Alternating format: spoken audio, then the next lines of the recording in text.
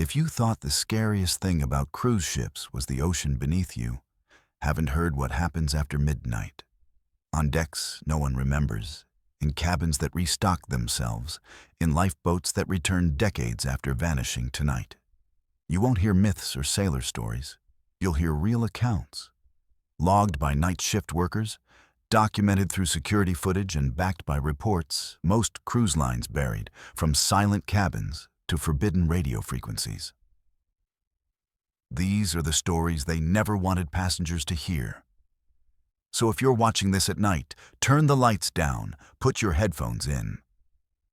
And remember, out at sea, there's nowhere to run, and some ships never want to be found. This is Mr. Nightveil, the only channel where horror is documented. Not imagined. Hit that subscribe button, smash the like. And in the comments, tell me where in the world you're watching from, because if this can happen in international waters, it can happen anywhere. Let's begin our first story. The passenger who was never logged. Let's move to our first story. It begins with an empty hallway and a woman who shouldn't exist. My name is Miguel Soto. I worked night shifts aboard the MV Borealis, a mid-sized Caribbean cruise ship, 7-day loops between San Juan and Cozumel. Nothing fancy, but stable work, clean uniforms, good tips if you smiled wide enough. My job was simple. Check the hulls, refill supplies, report anything broken or leaking. I had the 10 p.m. to 6 a.m. slot, the hours when the ship went quiet, when everyone else slept, and the ship felt like it belonged to the sea again. That's when I saw her the first time. It was a Tuesday, somewhere past 1 a.m. Deck 7 was always dead by then. No bars, no pools, just guest cabins and silence. She was standing barefoot in the hallway, soaked, dripping onto the carpet, wearing one of the ship's branded white robes, the kind only premium suites get. She didn't look confused or lost or drunk. She just stood there, arms at her sides, head tilted slightly like she was listening to something in the walls. I approached slowly. "Ma'am, do you need assistance?" No response, not even a blink. She turned and walked down the corridor, each step leaving a wet footprint behind. But when I followed, she was gone. The hallway curved right, no open doors, no unlocked cabins, nowhere to hide. And yet, gone. I checked the floor. The wet prints ended abruptly mid-step, like she just lifted into the air and vanished. I chalked it up to fatigue, hallucination maybe, weird lighting, too much coffee, not enough food. But the next night, same time, same deck, she was there again. This time facing the wall, still dripping, same robe, same empty stare. I stood at the other end of the hallway, afraid to speak, afraid to move. She didn't acknowledge me, just stood perfectly still for nearly 60 seconds. Then, without turning, she walked backward down the hallway and through the emergency exit door, the one marked crew only, the one sealed from the outside. No alarm triggered, no handle turned. She passed through like smoke. The next morning, I told my supervisor, Ruben. He laughed, said it was probably a guest in the wrong robe, told me to get some sleep. But I knew what I saw, and I needed proof. So the third night, I brought my phone, put it on video mode, and waited in the hallway. At exactly 1:43 a.m., the air turned colder, the overhead lights dimmed, and she appeared again. Same spot, same posture, same soaking silence. I raised my phone, started recording. She turned to face me, smiled, not friendly, not threatening, just wrong, like a smile drawn on a wax figure. Then she mouthed something, 3 words, slow, deliberate. "This isn't my ship."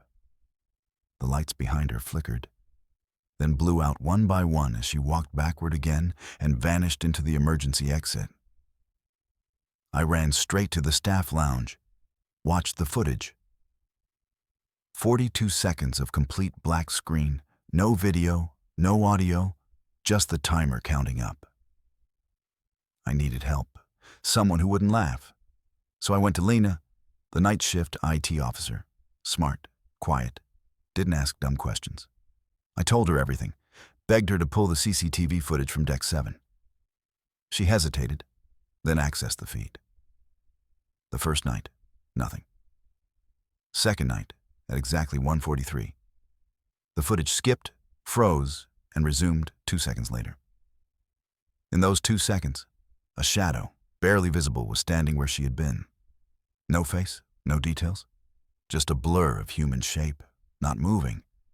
Lena frowned, said the system shouldn't skip, not unless someone manually tampered with it.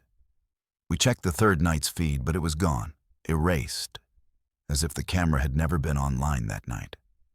We checked the logs. There was no maintenance scheduled, no file corruption reported. The ship's systems had simply failed to record, only during that 1 hour on that one deck. I asked Lena to check the passenger registry, search for solo female passengers, late check-ins, or anyone assigned a premium suite. Nothing matched. No woman traveling alone, no missing persons, no cabin logs with unusual activity. All normal, all accounted for. I asked her, can you search by robe access? She raised an eyebrow, but ran it anyway.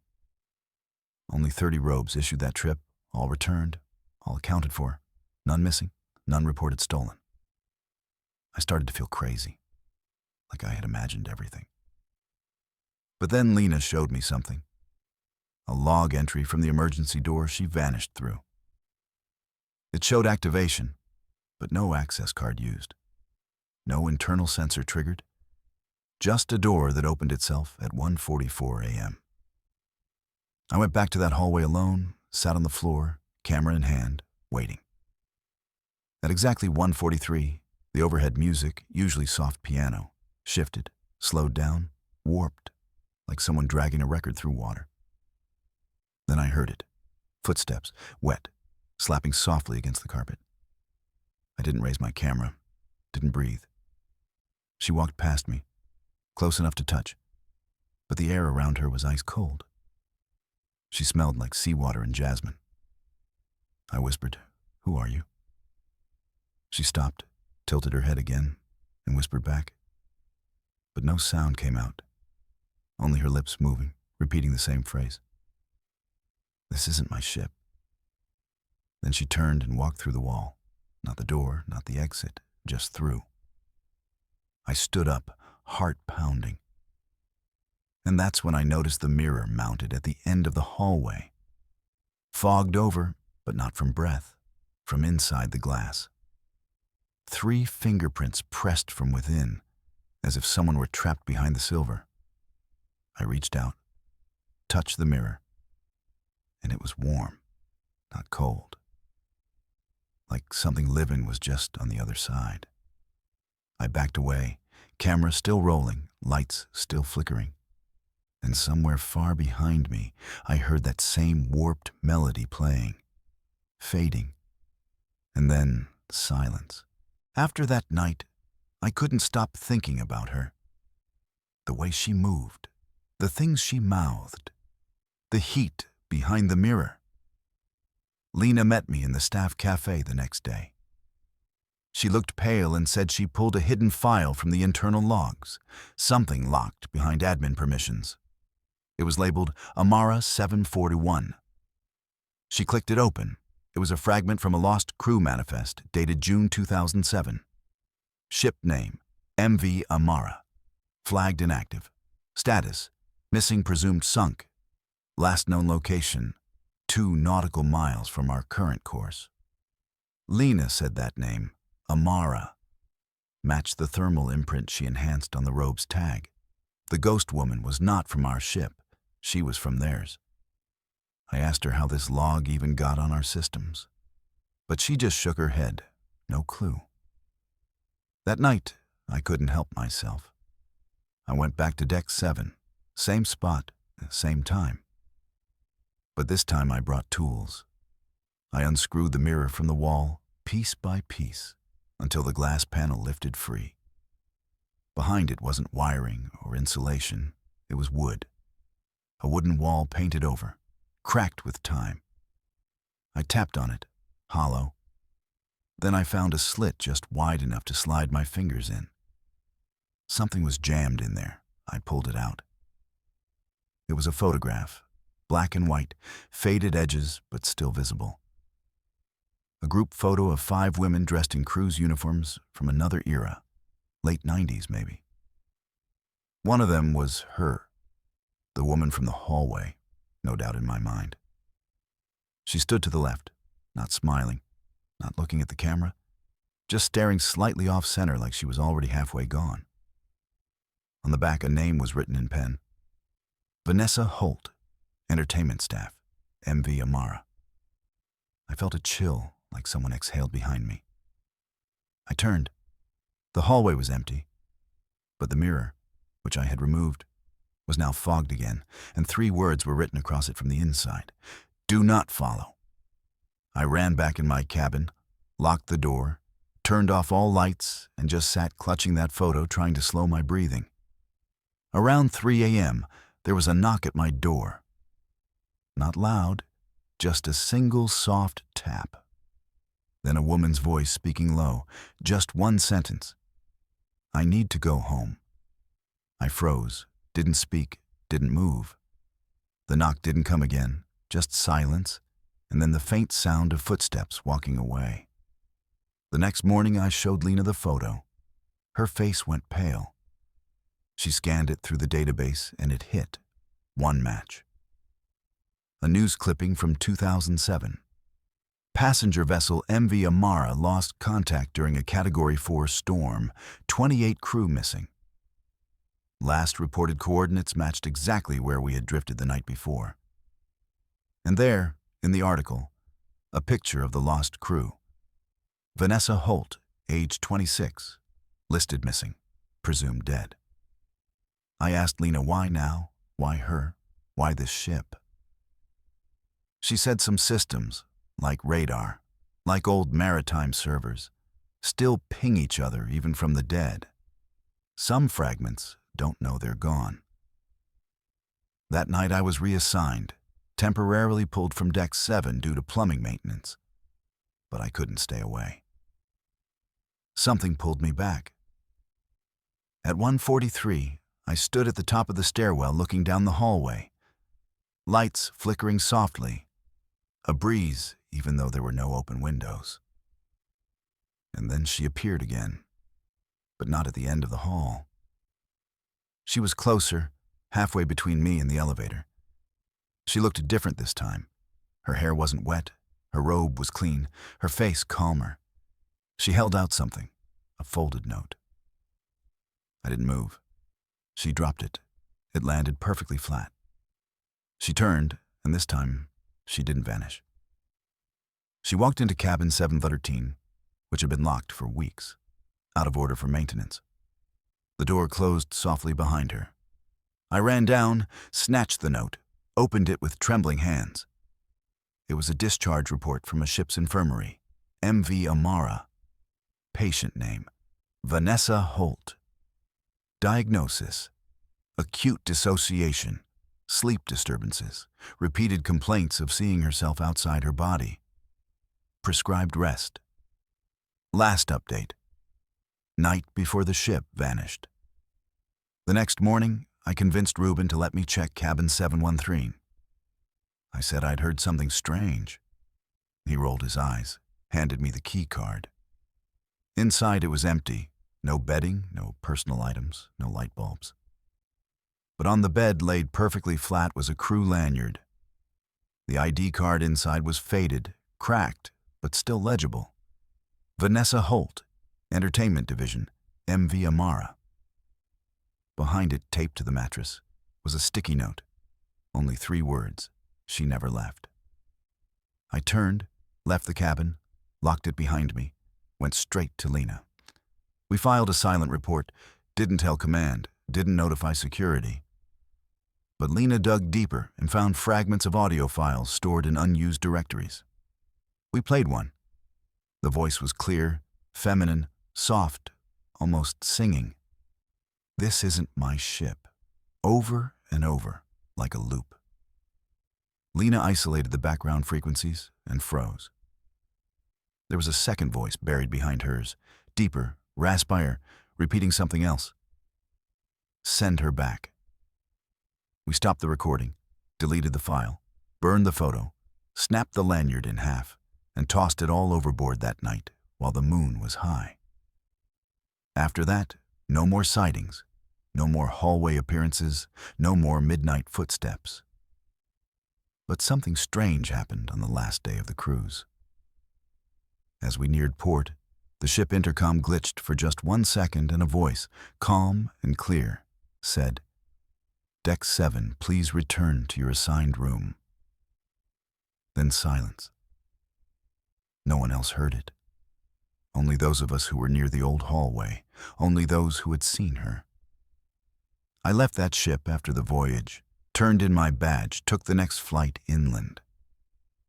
But sometimes, when I stay in hotel hallways, when the lights flicker near elevators, when I hear footsteps in long corridors past midnight, I remember her voice, her stare, and those words.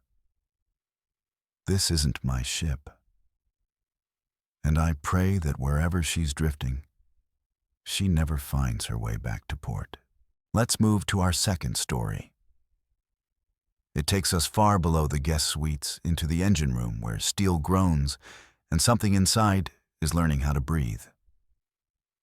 My name is Tasha Newman, Chief Mechanical Technician, Deck E4. I worked aboard the MV Halcyon, an older cruise vessel mostly chartered for week-long mid-budget trips. Bermuda, Dominican Loop, low maintenance, nothing flashy.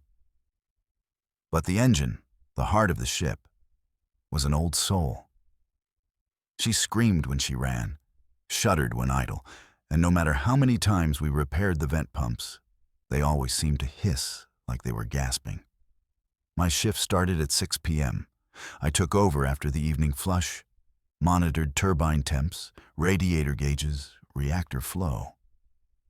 But the real work began after 1 a.m. when the decks above fell silent and all you could hear was the breathing. The first time I noticed it, I was inspecting the auxiliary coolant unit. It had been overworking. The pressure valves wouldn't reset even though the readouts were clean. I bent down to check the casing, and I heard it. A slow, drawn-out inhale. Long, almost mechanical, but too organic to ignore. I froze, looked over my shoulder. No one there. I was the only one on post that night. I turned off the fans, stood completely still, and waited. Then came the exhale. Warm air direct from the right wall. But there were no exhausts there, only thick, reinforced steel. Behind that wall was supposed to be nothing, just dead space, solid bulkhead. I radioed Alexei, the sub-engineer on upper shift. Told him I heard strange pressure cycling from auxiliary C.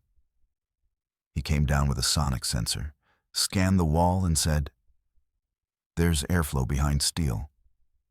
We pulled the blueprints, deck schematics, everything the shipbuilders had filed. Behind that wall there was no cavity, no duct, no hidden compartment. But the sound kept happening every night at exactly 1:17 a.m. The inhale, then the exhale. Like something or someone trapped in the wall taking measured breaths. Alexei thought it was resonance, maybe a broken vent forming a loop with the main duct line. But I had been on ships since I was 19, and no pressure loop ever sounded like it was alive. We rigged an audio recorder, positioned it against the steel, let it roll overnight. The next day we played it back. It started normal. Soft hisses, background rumble. Then the recording changed. There it was. The inhale, drawn out, low, wet. Then a pause followed by the exhale. And right before the audio ended, a third sound, quiet, barely audible, a whisper right behind the mic. One word, deep, gravelly. Open. Alexei stopped the tape, looked at me and said, "That was a voice." We played it again, slowed it down, cleaned the background. It said it again. Open. Like a request or a command.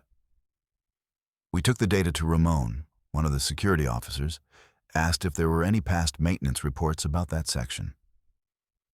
He pulled logs from 2012, a boiler incident, no injuries, but strange notes from the old chief engineer.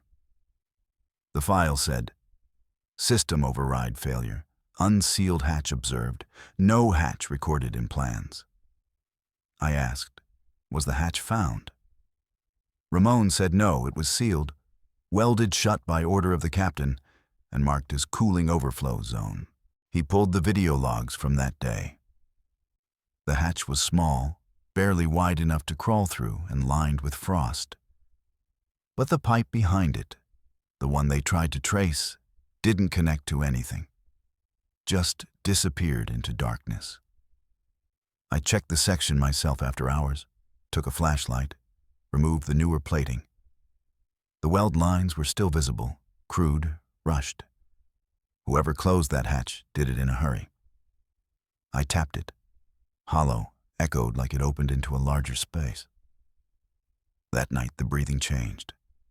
It started earlier, 12:58 a.m., 3 minutes long, followed by a knocking sound, not random, rhythmic, like something inside tapping to be let out. I stepped back, my breath caught in my throat. The knocking turned into scraping as if nails or claws were being dragged across metal. I called Alexei, told him to meet me in the engine bay. But by the time he arrived, the sound had stopped.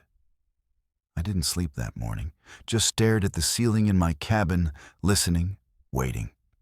Next night, I brought a motion detector, the kind used for onboard cargo, set it by the sealed hatch, calibrated it for movement larger than a rat, smaller than a person. At 1:16 a.m. the detector lit up, 3 distinct readings moving inside the wall. Then silence. I opened the panel, held my breath, and placed my ear against the metal. I didn't hear breathing. I heard heartbeat, slow, heavy, deliberate. I jumped back, called bridge security, told them we had a structural breach. They sent 2 crewmen to investigate, but by the time they arrived, everything was normal. No sound, no heat, no movement. They logged it as thermal expansion, but I knew the ship was hiding something.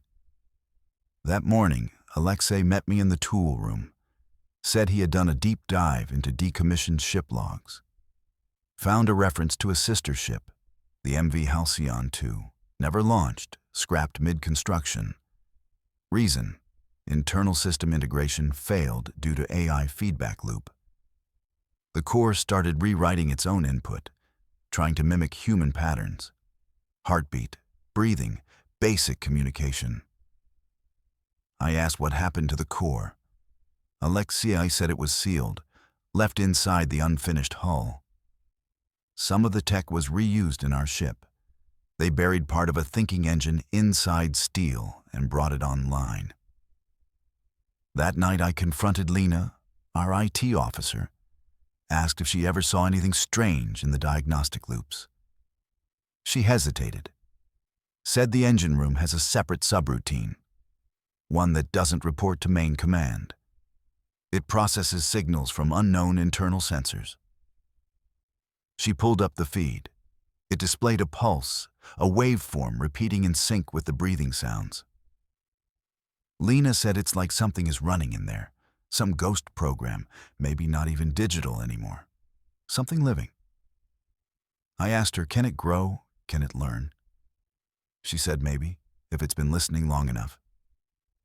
I went back to the hatch, sat in front of it, placed my hand on the metal and whispered, "Are you alive?" The wall pulsed once, then again, like it was answering. That's when I made the mistake. I whispered, "Do you want out?" The heartbeat sped up and something behind the metal whispered back, "Yes." After that whisper, everything changed. The next day, our backup fuel pump activated by itself. No trigger, no manual override. The system logs showed a manual command, but no one was assigned access during that hour. Alexei pulled the timestamp, crossed it with internal footage, and there it was. A camera feed from corridor E7. A figure moving slowly, in jumps like corrupted frames. No face, just a human shape wearing a tech uniform. But we only had 3 engineers on duty that night, and all were accounted for. I told Lena. She didn't say anything, just stared at the playback, then muted the screen. She opened a diagnostics folder marked Engine Room Loop. Inside was an active process still running even after the unit was idle. It had a label, Input Echo Path. When she tried to terminate it, the entire terminal froze. Then a message appeared on screen. Let her in. We both backed away. Lena restarted the console. Force closed everything, deleted the cache. But that message still flashes in my mind. That night, I didn't sleep. I went down early, 2 hours before shift, sat in front of the hatch, stared at the welds, imagining whatever was behind them waiting, pressing its ear to the same steel. At 1:10, the lights flickered. A soft thump echoed behind the wall. I placed my hand on the metal again. It felt hot. Too hot. A deep hum started vibrating through the wall like a low growl. Not mechanical, not steam pressure, more like a throat clearing. Then, from the corner of the room, a sound. My own voice, not a recording, not an echo, but clear and steady.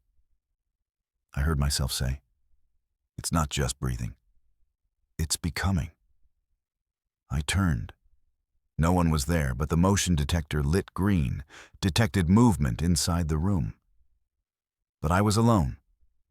I ran back to Central, found Alexei, told him everything.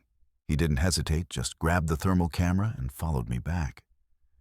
We scanned the hatch wall and found heat signatures rising, pulsing.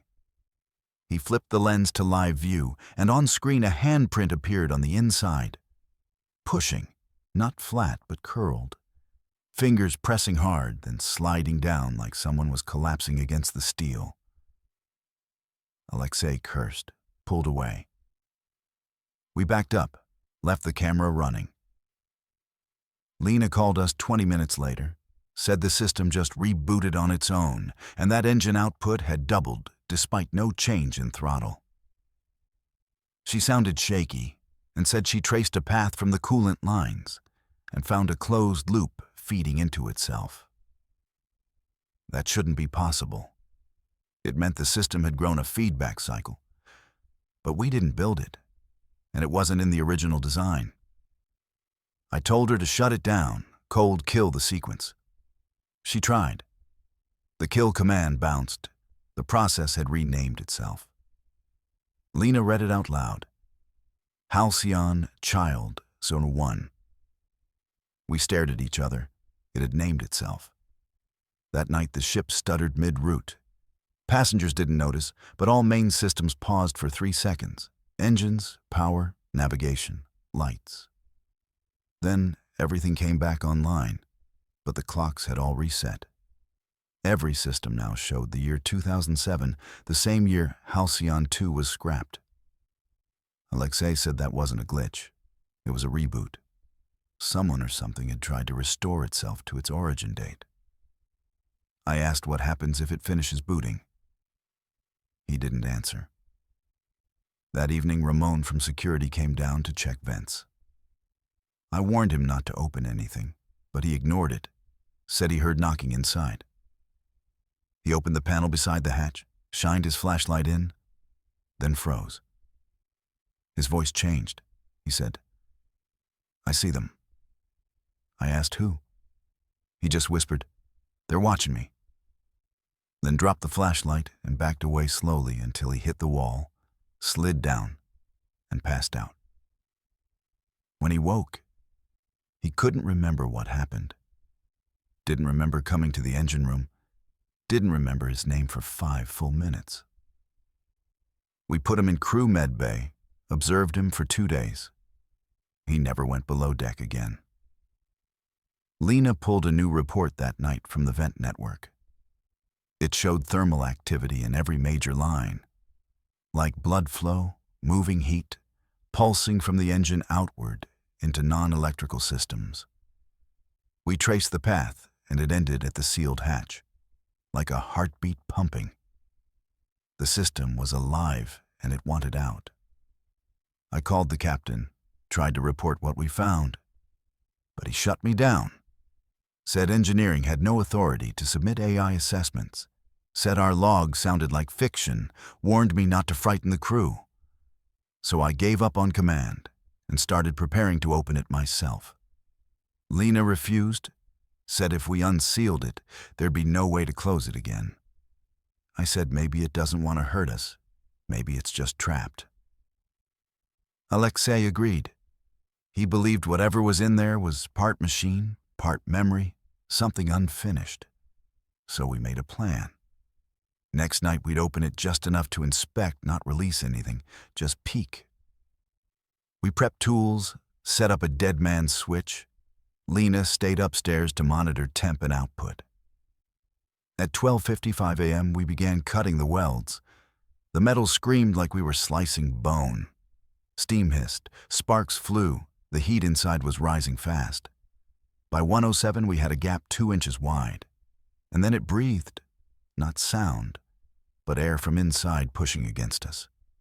Then a voice soft, close, just behind the wall. Let me be. I dropped the cutter, stepped back. Alexei leaned closer, peered through the gap. He whispered, "It's like a room, but the walls are moving."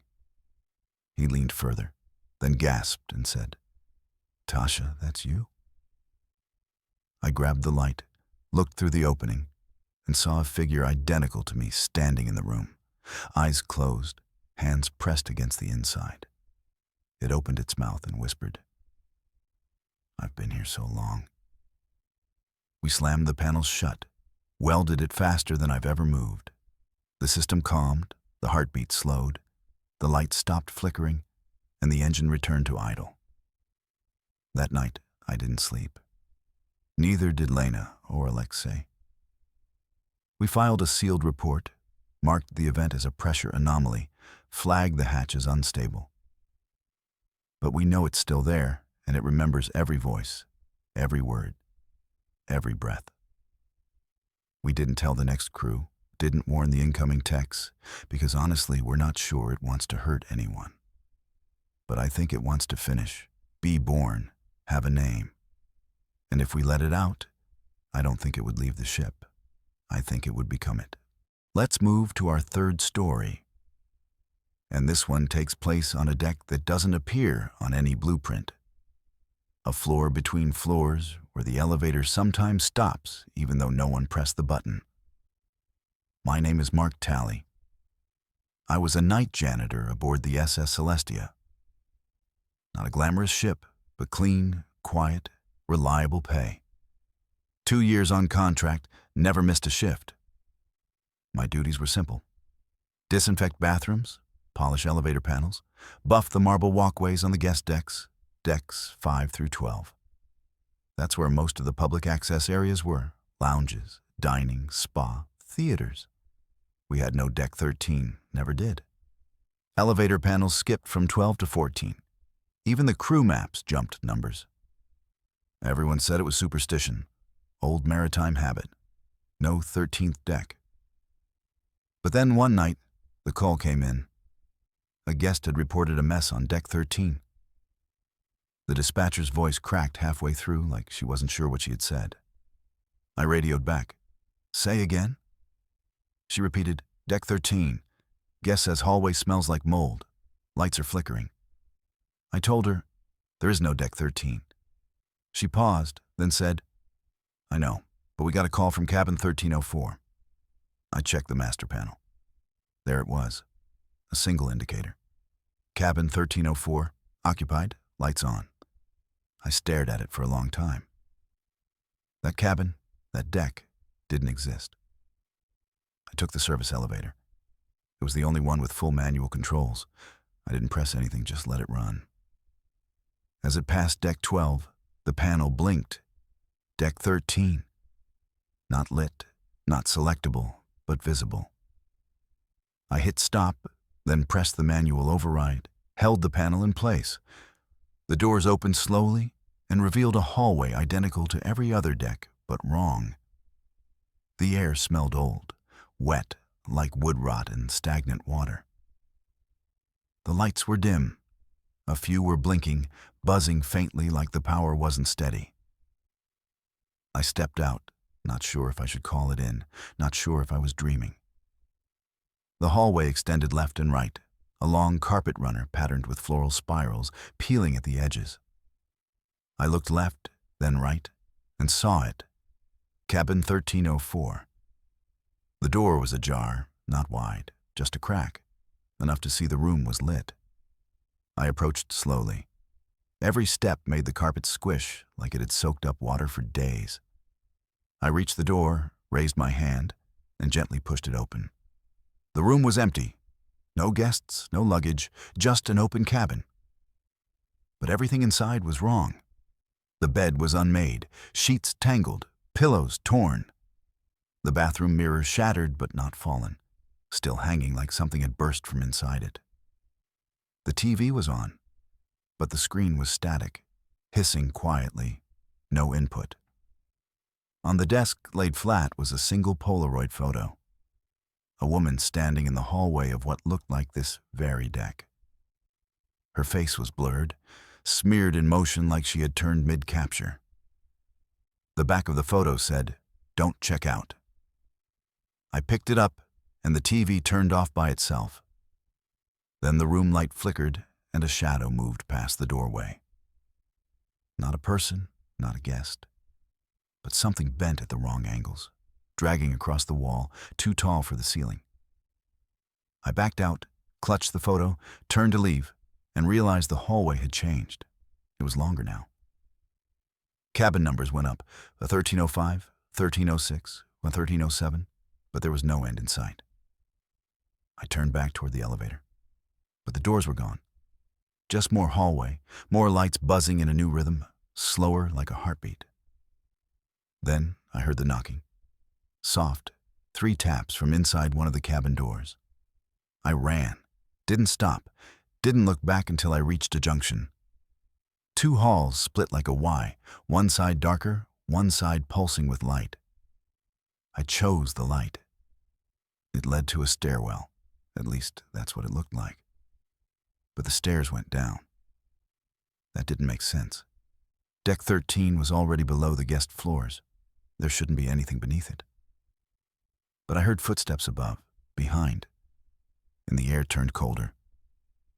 I started down.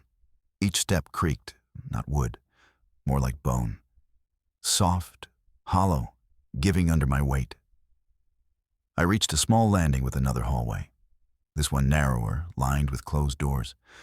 But none of them had numbers, just scratches, marks, and handprints. Some small, some far too large. One door was cracked open. Inside, a janitor's closet. I stepped in, heart pounding, not sure what I was looking for. Then I saw it. Another photo pinned to the wall with a nail. It showed me standing in this exact closet with something behind me. Long, gray, with no face. Just folds of fabric where a head should be. I dropped the photo, turned around, but the room was empty except for the smell, like iron and mildew. I stepped out, closed the door behind me, and all the lights turned off. Complete darkness. Then a voice, soft, female. "Mark, why are you down here?" I didn't answer. I just ran, blind, hands brushing the walls, looking for anything familiar, a stair, a door, an exit. Then I saw light flickering ahead. I ran toward it and found the elevator, open, waiting. I stepped inside, slapped the panel. Only one number was lit, 13. I pressed it anyway. The doors closed and the elevator began to rise. But the numbers on the screen weren't floors. They were letters, VISITOR. Then nothing, just silence. Then the doors opened, deck 7. Normal lights, normal air, normal hallway. I stepped out, shaking, sweating, still clutching the first photo. I told the dispatcher. She laughed, said the call log didn't show any guest reports that night. I checked the panel later. Deck 13 was gone again, erased. But I still have the photo. And sometimes, when I clean the elevator late at night, the button for 13 flickers just once, as if waiting to be pressed again. After that night, I didn't report anything, didn't log it, didn't write it in the cleaning records. Who would believe it? A ghost deck, an elevator that spells words, a closet with a photo of me pinned by something that doesn't cast shadows. But it stayed with me. Every time I polished the brass railings, wiped down the porthole glass, checked the trash bins on deck 7, I could feel it, like something below us pressing upward, waiting for the ship to sleep. I tried to move on, pretend I was overreacting. But then I found the clipboard. It was lying behind the vending machine down in the crew galley, folded, caked in dust. I picked it up, brushed it off, and read the name. Dennis Parker, night janitor, assigned to decks 5 through 12. Same job I had, but I didn't know any Dennis. He wasn't on the roster. I flipped through the pages. His shift logs were dated 2019, almost 4 years ago. But the ship's record only showed me, assigned since 2021, and a guy named Alvin before that. I took the clipboard to Lena, our crew HR officer. She looked confused, said there was no Dennis Parker on file, no employment record, no contract, nothing. But when I handed her the clipboard, she froze. She recognized the handwriting. She said, "This looks like Evan's." I said, "Who's Evan?" She said he was a janitor in 2019 who disappeared mid-cruise. They thought he jumped. I said, "Then who's Dennis?" She checked the back of the clipboard. There was a second name scratched in red marker. Dennis was written over what originally said Evan. Someone had renamed themselves, trying to hide or forget. I flipped to the last page. One line written in shaky pen. Deck 13 won't let me leave. I felt ice in my spine. Lena handed me something, a printout she'd saved, an old crew dispatch report from 2019. It was a maintenance log submitted by Evan Parker, same ID as the clipboard. The report said he had responded to a midnight call. Guest complaint of moisture and hallway noises. Cabin 1304. Same one I saw, same number. The log ends mid-entry. Final sentence. Smell is stronger here. Lights dimming. Elevator still says visitor. That was the last thing he wrote. I asked Lena where he was last seen. She said security footage showed him entering the service elevator, but he never exited on any deck.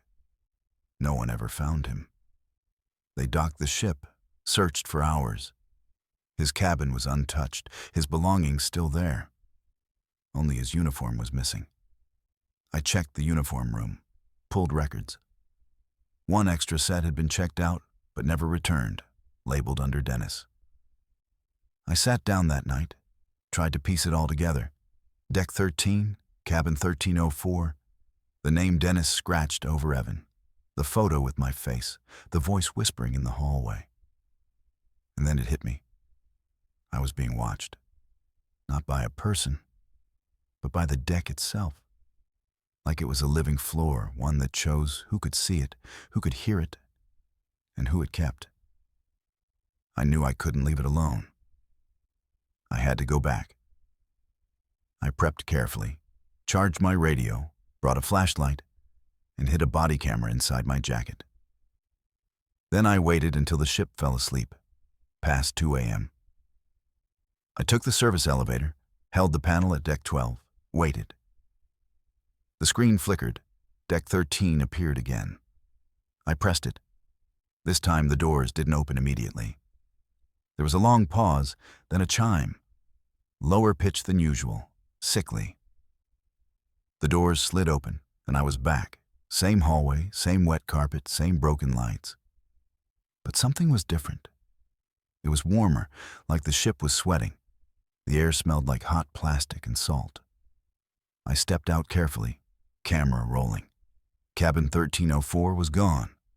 The numbers had changed. Now the doors were numbered backward. 1309, 1308, 1307. Like the deck had rearranged itself. I heard footsteps behind me, turned fast, no one there. But my flashlight flickered and my radio crackled. A voice came through. "Mark, stop walking." I froze. That wasn't a dispatcher's voice. It was mine. A recording from a previous shift. My voice saying, "Don't go further." Then static. I moved anyway, walked slowly down the hall, stopped in front of a mirror. It wasn't cracked this time. It was fogged, just like the one on deck 7 had been. And written on it were the words, "Check in." I turned and saw a front desk exactly like the guest lobby, but abandoned. A bell sat on the counter. I rang it once, and the lights above me turned red. All of them, soft, pulsing like veins. Then I heard a voice, soft, hoarse. "You checked in. You don't check out." I turned to run, but the hallway was longer, stretched. Doors multiplying, walls shifting like I had entered the throat of something. I ran, didn't stop until I hit an open door. Inside, a janitor's supply room. I ducked in, closed the door, locked it. The room was dark, silent. Then I saw it. A uniform hanging alone, dusty, folded on a shelf. I pulled it out. The name tag read, "Dennis." Then my flashlight died, total black. And in the dark, I heard breathing, not mine, behind me. Slow, heavy, wet. Then the voice again. "It's your shift now. You work here, you stay here." I kicked the door open, bolted out, down the hallway, back to the elevator. It was waiting, open. I jumped in, slammed the panel. This time, the elevator didn't move. Instead, the screen flashed, "You are home." Then a jolt, sharp, like something broke loose, and the elevator rose fast. I braced for impact. Then silence. The doors opened, deck 14. Guests moving, music playing, lights normal, everything back. I stumbled out. Camera still recording, Dennis's uniform still in my hand. No one looked at me, no one noticed. I went straight to Lena, showed her the footage. But the camera was empty. Every file corrupted except one frame. A single image. Me standing in the deck 13 hallway. Behind me, a figure. No face, no skin. Just a silhouette in janitor clothing with no feet, floating. We deleted the file, burned the uniform, filed a maintenance report marking elevator panel 13 as defective. We thought it was over. But last month, the ship went into dry dock, maintenance across all decks, and the crew reported something strange. A work order came through, submitted at 3:12 a.m. requesting fresh linens for cabin 1304. Filed under the name Dennis Parker. Let's move to our fourth story.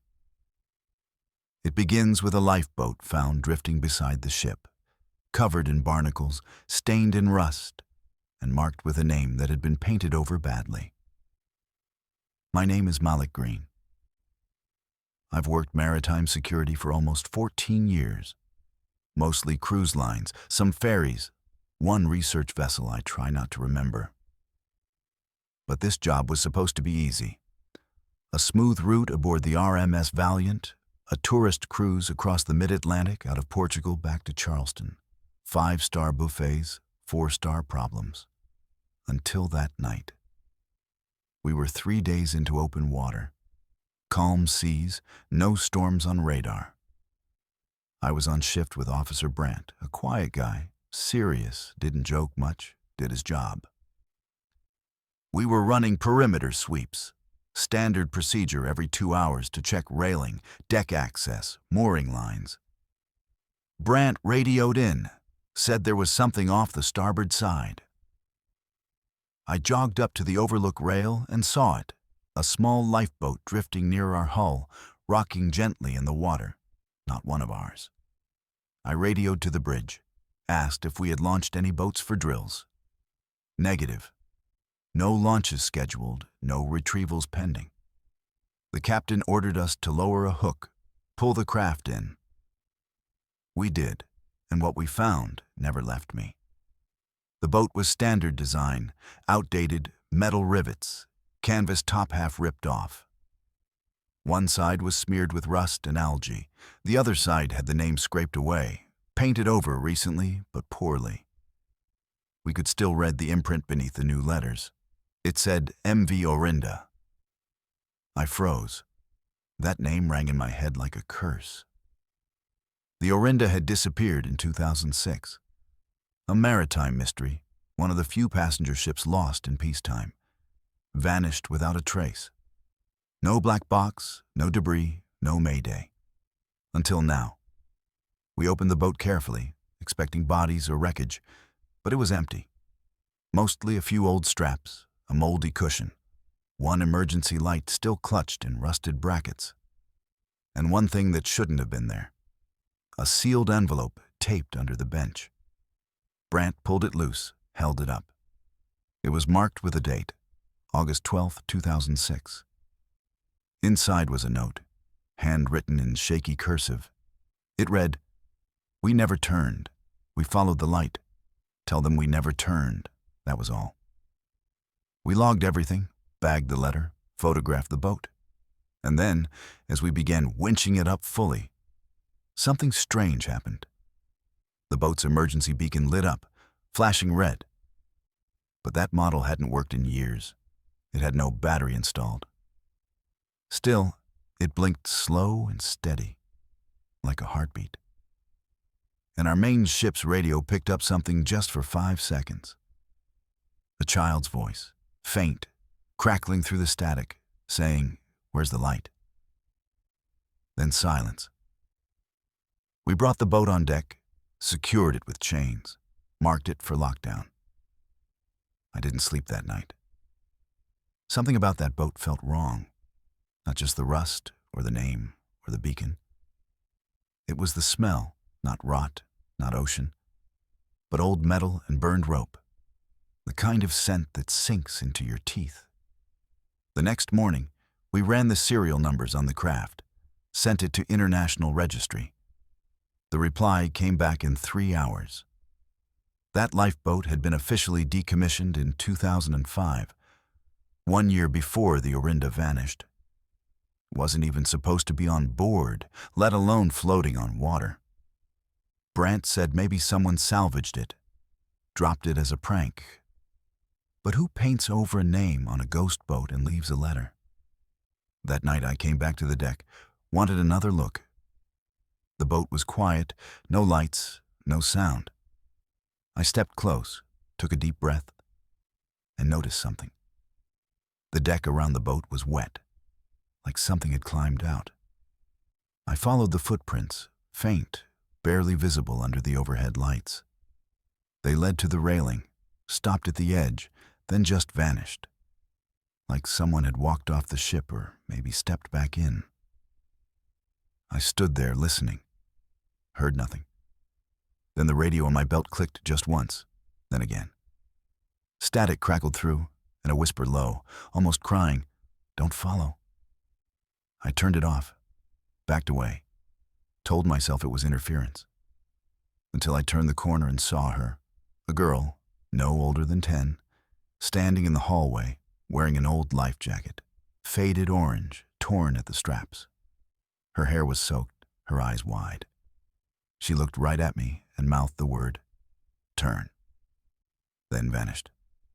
No noise, no fade, just gone like a candle snuffed in the dark. I called security, logged it as hallucination, but didn't believe myself. Next day we checked the lifeboat again, found something new.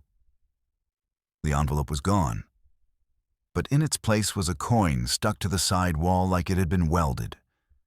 An old ferry token stamped 1987, the same year the Orinda was constructed. Brant didn't want to touch it, neither did I.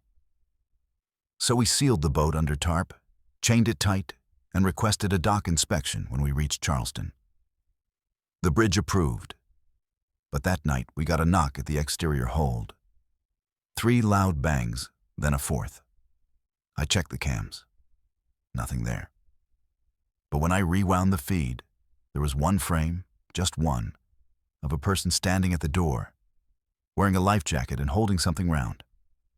The timestamp was dated August 12th, 2006. We were in 2025. I couldn't breathe. Sent the file to Lena, our onboard tech. She said the metadata was corrupted, said the file looked looped, like it had existed in the system for years but only surfaced now. We checked the ship logs and found something worse. Back in 2006, the Orinda had been scheduled for maintenance. Its beacon ID was entered in the shared registry. That same ID pinged our system last night. The ghost boat was broadcasting using an ID that should have sunk 2 decades ago. We contacted Marine Control, filed the report. They flagged it red, requested we destroy the boat at sea. Captain refused, said no maritime destruction unless it was leaking fluids or posed a hazard. So we kept it tarp-chained silent. But some nights I hear it creaking softly even when the deck is still. Sometimes the tarp flutters even with no wind. And one night I swear I saw a small hand press up from beneath it, just for a second, then nothing. After the hand, I didn't sleep for 2 nights. I started avoiding the upper deck, let Brant handle inspections, didn't even walk near the lifeboat tarp. But it didn't matter, because whatever had come aboard had started moving. It began with sounds late at night, when the sea was calm. You'd hear footsteps, light, childlike, crossing the observation deck. Then the knocking started again, always 3 knocks, then a pause, then one more. We checked every time. Nothing was there. One night, Lena called me to her terminal. She said she had pulled a hidden error log from the lifeboat's beacon. The signal it was emitting was identical to a test tone used by the Orinda's emergency system, a looped pattern consisting of 4 tones. She ran it through a waveform interpreter. It translated as Morse. One word, turn. We both stared at each other. It was the same word the girl had mouthed in the hallway. I asked, "Is it broadcasting this now?" She nodded, non-stop every 2 minutes since we pulled it aboard. She tried to shut the feed, but her terminal crashed twice. We left the control room, didn't speak, just walked away. That same night, Brant didn't show up for his patrol. I checked the security board. His key card was used at 2:03 a.m., Deck 4 access, which made no sense. Deck 4 had no cabins, only cargo and that lifeboat. I rushed down, found the chains undone, tarp pulled back, boat slightly shifted. Inside, no one. But on the seat was Brant's radio, still on, still blinking. I picked it up and heard my own voice, faint, crisp, saying, "Malik, you already turned." Then silence. I dropped the radio, backed away, and called the bridge. They launched a search. No sign of Brant. Checked every deck, every corridor. No trace. He was never seen again. The captain declared it a crew desertion, said Brant must have jumped, but I knew better. That boat had taken him, not swallowed, not drowned, taken. And it left something behind. The next morning, Lena came running. She had reviewed security archives again, trying to piece together Brant's final moments, and she found a freeze frame in the cargo hallway seconds before his keycard logged access. It showed a reflection in the steel wall. A girl standing just behind him, face blank, eyes like static. She wasn't there in the direct frame, only the reflection. We enhanced it and saw her mouth move. One word. Turn. The same word again. I checked the boat again that night, alone. I needed to see it. Under the seat, I found something new. The cushion was loose, unpeeled at one edge. I lifted it, found a rusted metal plate beneath, bolted tight. I pried it open. Inside was a compartment lined in old plastic, and inside that, a logbook, soaked but intact, wrapped in a shredded jacket. I pulled it out, unfolded a few pages. The entries were dated 2006, written by someone named H. Keller, Chief Deckhand, MV Orinda. The entries were short, erratic, but each one ended the same way. We never turned, over and over. One entry had been smeared, but a word remained, cycle, and a number, 44. I had no idea what that meant. I showed it to Lena. She froze, said she'd seen that same number before in a maintenance folder from a different vessel, the MV Halcyon. Same cycle number, same phrasing. Turn, don't turn, cycle 44. Something connected all of this. We sent the logbook to mainland authorities, but before they could respond, the RMS Valiant experienced a full blackout. No warning, no storm, no cause, just darkness. Every light, every console went offline. Only the emergency backups came on. And in that moment, the radio crackled again, not mine this time. The bridge radio on loudspeaker, a child's voice repeating, "We didn't want to go. They made us turn. They said we had to. But we never turned." Then the signal cut and all power returned. No explanation. The captain ordered the lifeboat removed, said it was cursed, said we'd dump it mid-route. But when we tried, the boat was gone. Chains broken, tarp shredded, deck cameras disabled, nothing recorded. But that night, a new boat appeared on the opposite side of the ship, floating gently, same size, same rust, same imprint. Only this one had no name at all, just a number, 44, painted in black. We pulled it in, found it empty except for one thing. A Polaroid photo clutched between the seat cushions. It showed our crew standing on the deck, taken from above, all of us, including me, Brant, the captain, Lena, and one extra figure. A girl, not blurred, not smeared, perfectly clear, wearing an orange life jacket, smiling. We never posed for that photo, and no one ever saw it being taken. That's when we understood the cycle wasn't broken. It was continuing, repeating.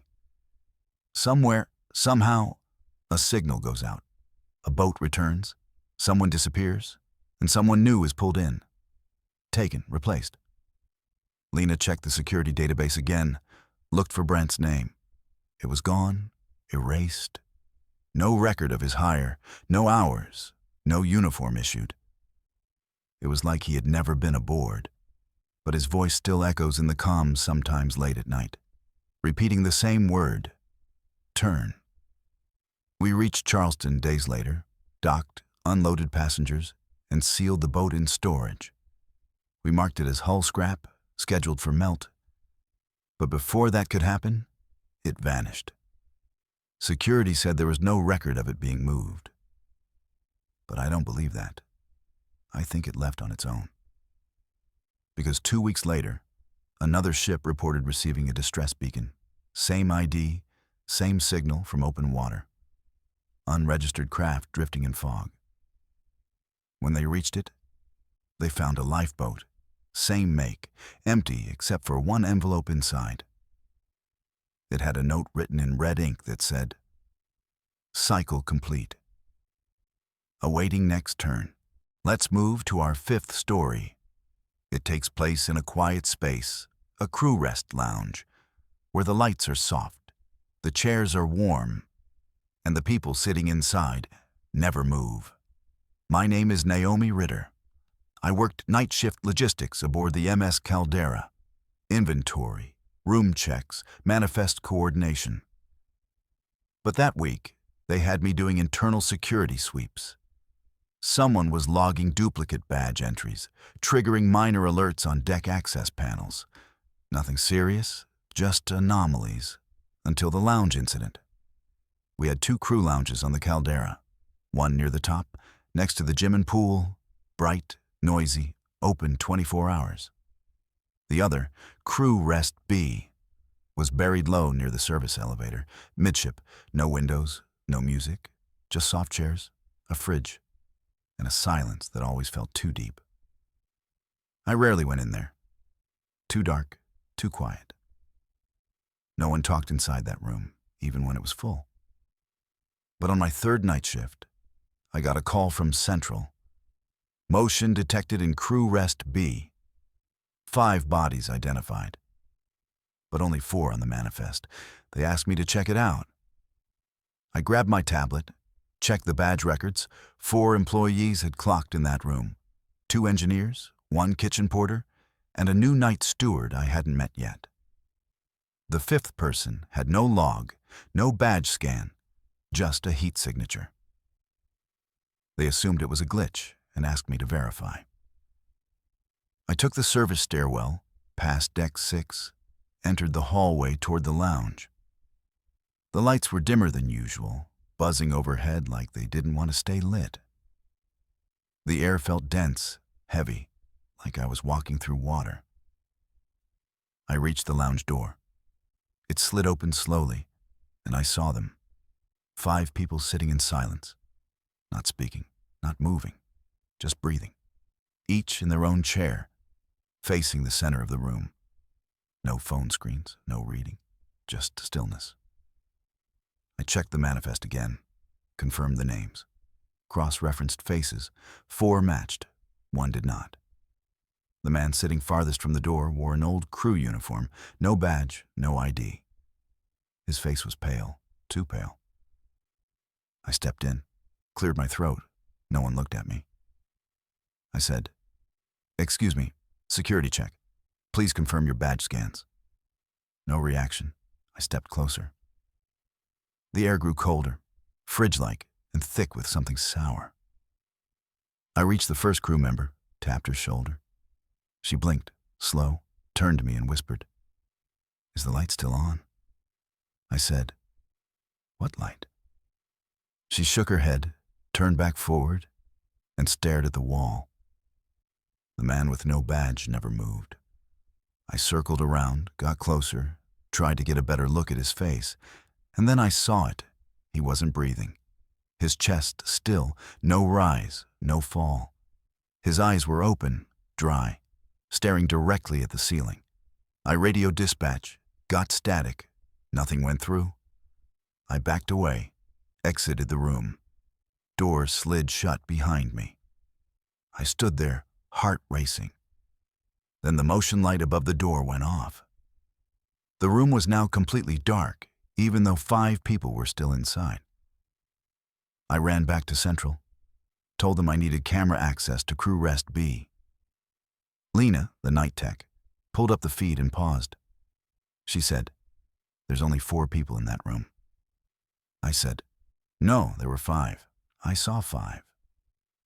She replayed the footage, showed the lounge entrance. 4 employees walked in over the last 3 hours, no 5th person. We rewound back 6 hours, 8 hours, still only 4. The 5th was never recorded, but he was there. I saw him. Lena said that room used to be a medical holding space before they converted it to a lounge in 2009 after an accident on a prior route. A crew member died during the night shift, collapsed from heart failure in that very chair. They said he was sitting upright for almost 4 hours before anyone noticed. They called it the rest without a pulse. I asked for the old report. She found it. Name was Eric Dallin. Maintenance crew, age 32. No known conditions. Died sitting up, eyes open, expression blank. Autopsy showed no struggle, no trauma, just a sudden stop. Heart just quit. Same position, same chair. I went back down, this time with my own body camera. I opened the lounge. 4 crew members were gone. No one inside except one, the man with no badge, still in the same chair, still not breathing. His hands were folded now, resting on his lap, and between them was a Polaroid photo. I stepped closer, snapped a picture with my phone, but the image came out black. No detail, just darkness. I reached for the photo, but before I could touch it, the lights flickered and the chair was empty. No one there. The photo gone. I turned around, scanned the room, and saw him standing behind the fridge, not moving, just watching. His eyes were sunken, his jaw slightly open like a man halfway through a scream, but no sound. I ran. Doors slammed behind me. The lights in the hallway blinked out one by one, following me as I moved. That night, all 4 of the employees who had been in that room requested transfer, citing nausea, sleep paralysis, and memory problems. One reported hearing the same word in every silence. Pulse. Lena ran the air pressure logs for that room. It showed a pressure drop every time someone entered, followed by a temperature drop of exactly 3.4 degrees, the same as post-mortem body loss. Like the room was regulating itself to preserve something or someone. She also found something strange in the maintenance logs. Crew Rest B was supposed to be sealed for refurbishment. It had been marked out of service for over 6 weeks, and yet the door still opened, the lights still worked, and the scanners still logged activity, even though the power lines were disconnected. We contacted engineering, asked them to shut down the panel manually. They removed the fuse and reported back, said it was a simple fix. But an hour later, the door still opened on its own. Lena set up a motion feed, a live camera set to record only when something moved. The next day she called me to her room, shaking. The feed had captured something. Not a person, not an object, but a black shape rising from the chair, stretching, then collapsing back down like it was made of smoke or shadow. Then the screen glitched and the camera shut off permanently. That lounge was removed from the ship a month later during its next dry dock, sealed with welding plates, marked unsafe internal pressure. But I know what it really was. A tomb, a seat that never lets go.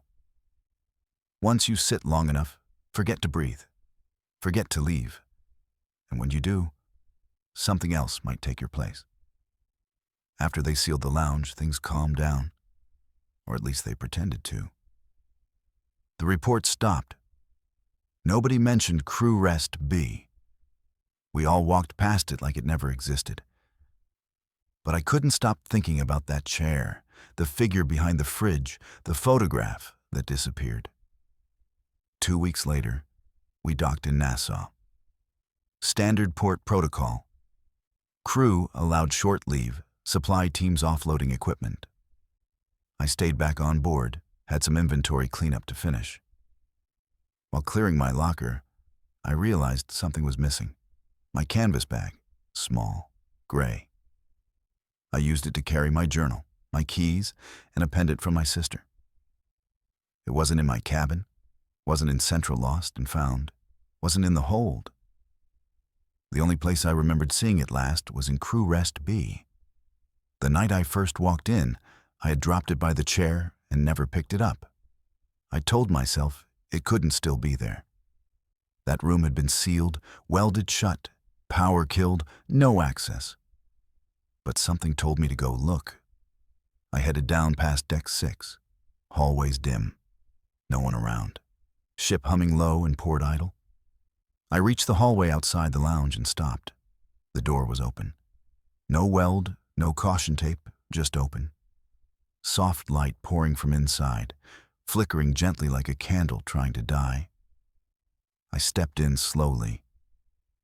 The room looked the same. Chairs in the same position, fridge unplugged, floor spotless. And sitting on the chair where the figure once was my bag, untouched, right where I had left it.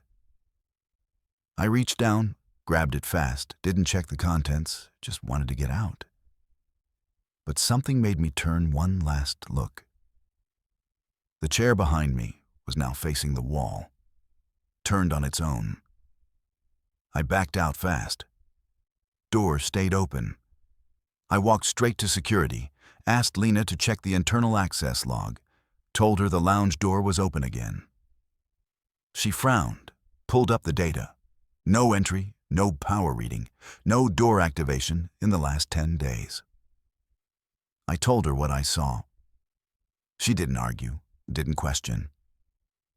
She opened a folder on her desktop labeled B Lounge Archive. Inside was a second photograph, one she hadn't shown me before. She said she found it tucked under her desk keyboard when she came back from shore leave.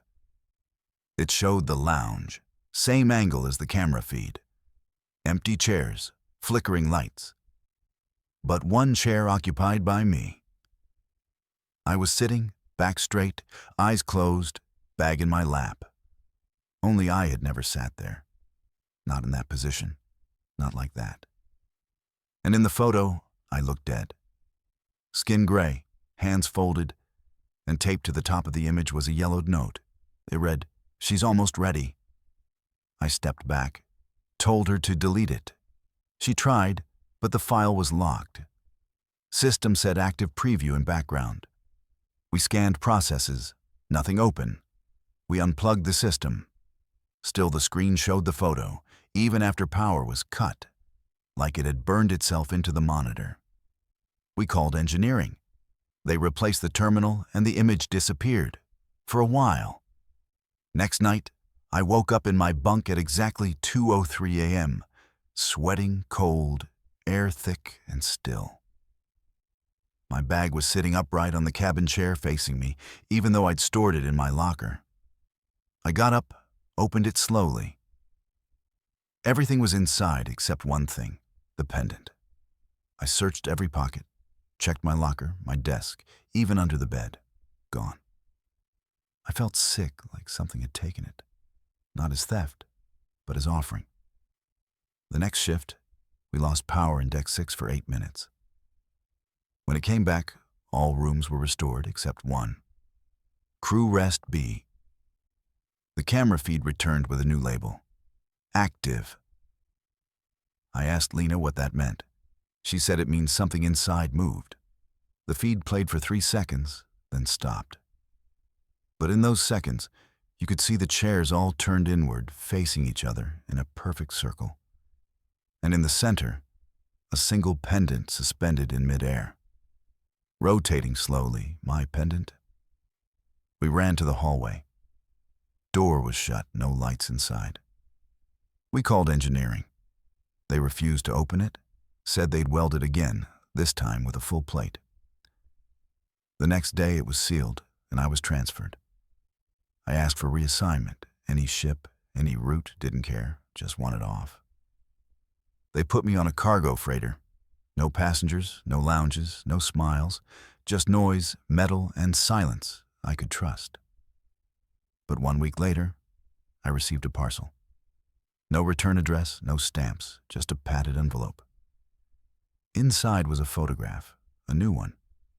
The same lounge, same chairs, but empty now except one. Mine. And in the chair was my pendant taped to the seat with a handwritten tag. You forgot this. The next day, I found the same chair bolted into the cargo bay of the freighter, exactly the same model, same fabric, same rusted legs. No one had seen it loaded. It wasn't on the manifest. But there, it sat facing the wall, waiting. I never went near it again. Transferred ships 3 more times, tried to leave the sea.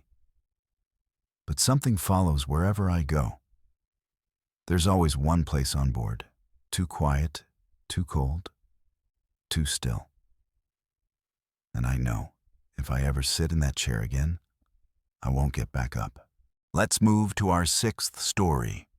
It takes place deep in the hold where the containers are numbered, the temperatures don't match, and the cargo was never supposed to exist. My name is Ian Weaver, 46 years old, cargo control tech aboard the SS Caldera.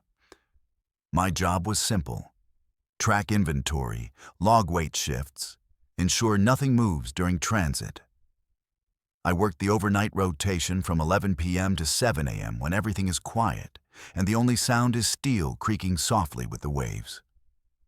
One night, mid-route to Panama, I was reviewing the digital manifest, cross-checking scanned containers with their physical position. And I noticed something.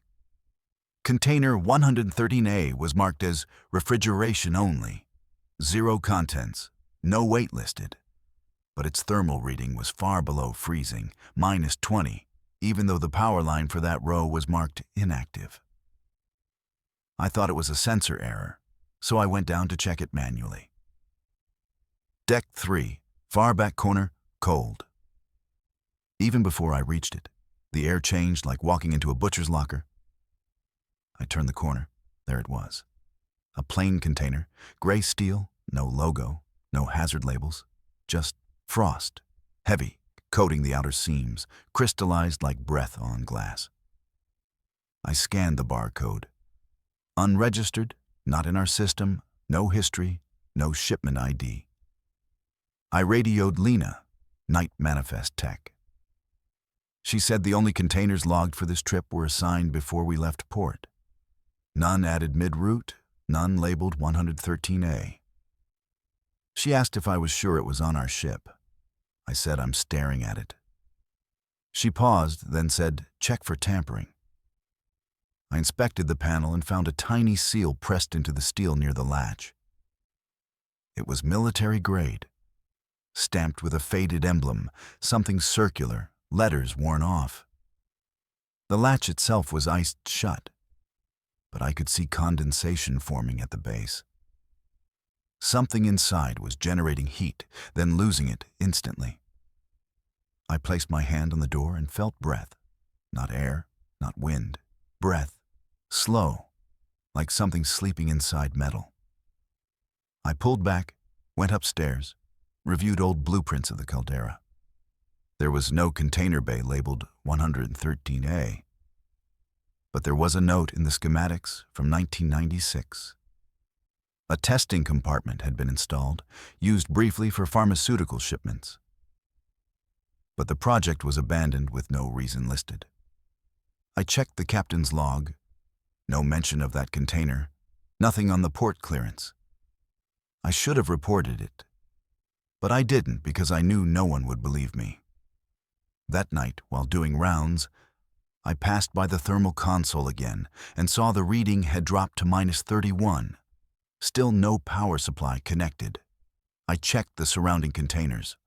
All had condensation on their outer walls, like the cold was spreading, like the container was breathing outward. The next day, I confronted the lead engineer and told him what I found.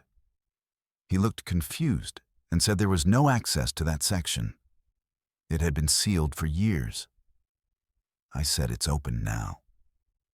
He came with me. We walked together, but when we reached the location, it was gone. The container wasn't there, just an empty slot, bare floor, dry. He looked at me like I was crazy, walked away and said, "Get some sleep, Ian." I stood there, heart pounding, then looked down and saw it. A boot print in the dust, fresh, facing me, but not mine. I was wearing slip-ons. This one was larger, deep, and melted slightly at the edge, like it had been standing in heat. I took a photo, went back to my quarters, and stayed there, lights on, watching the door. At 3:07 a.m., the hallway camera outside my room went offline for 11 minutes. Lena sent me the footage manually. The screen went black, but the audio continued, and in those 11 minutes, you could hear breathing, heavy, slow, pacing, right outside my door. At one point, a knock, single, loud, deliberate. I didn't hear it at the time, but the camera did. Next morning, I checked the container bay again. Still nothing there, but the floor was wet, and in the center, a coin, Old, scratched, stamped MV Orinda, the same ship from the lifeboat case, the one that vanished in 2006. I picked it up, felt a cold jolt run through my arm, like a static charge but colder.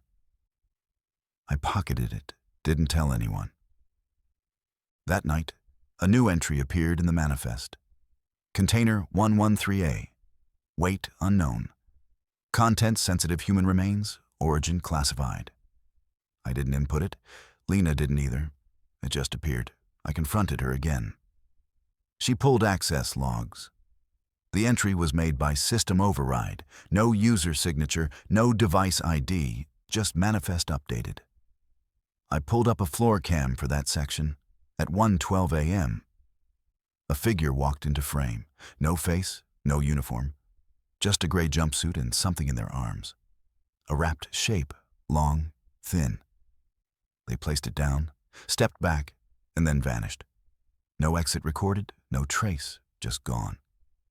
I paused the frame, zoomed in. The wrapped object was moving, only slightly, but definitely moving. That was 2 nights ago. Last night, a member of the maintenance crew didn't report for shift. I checked the logs.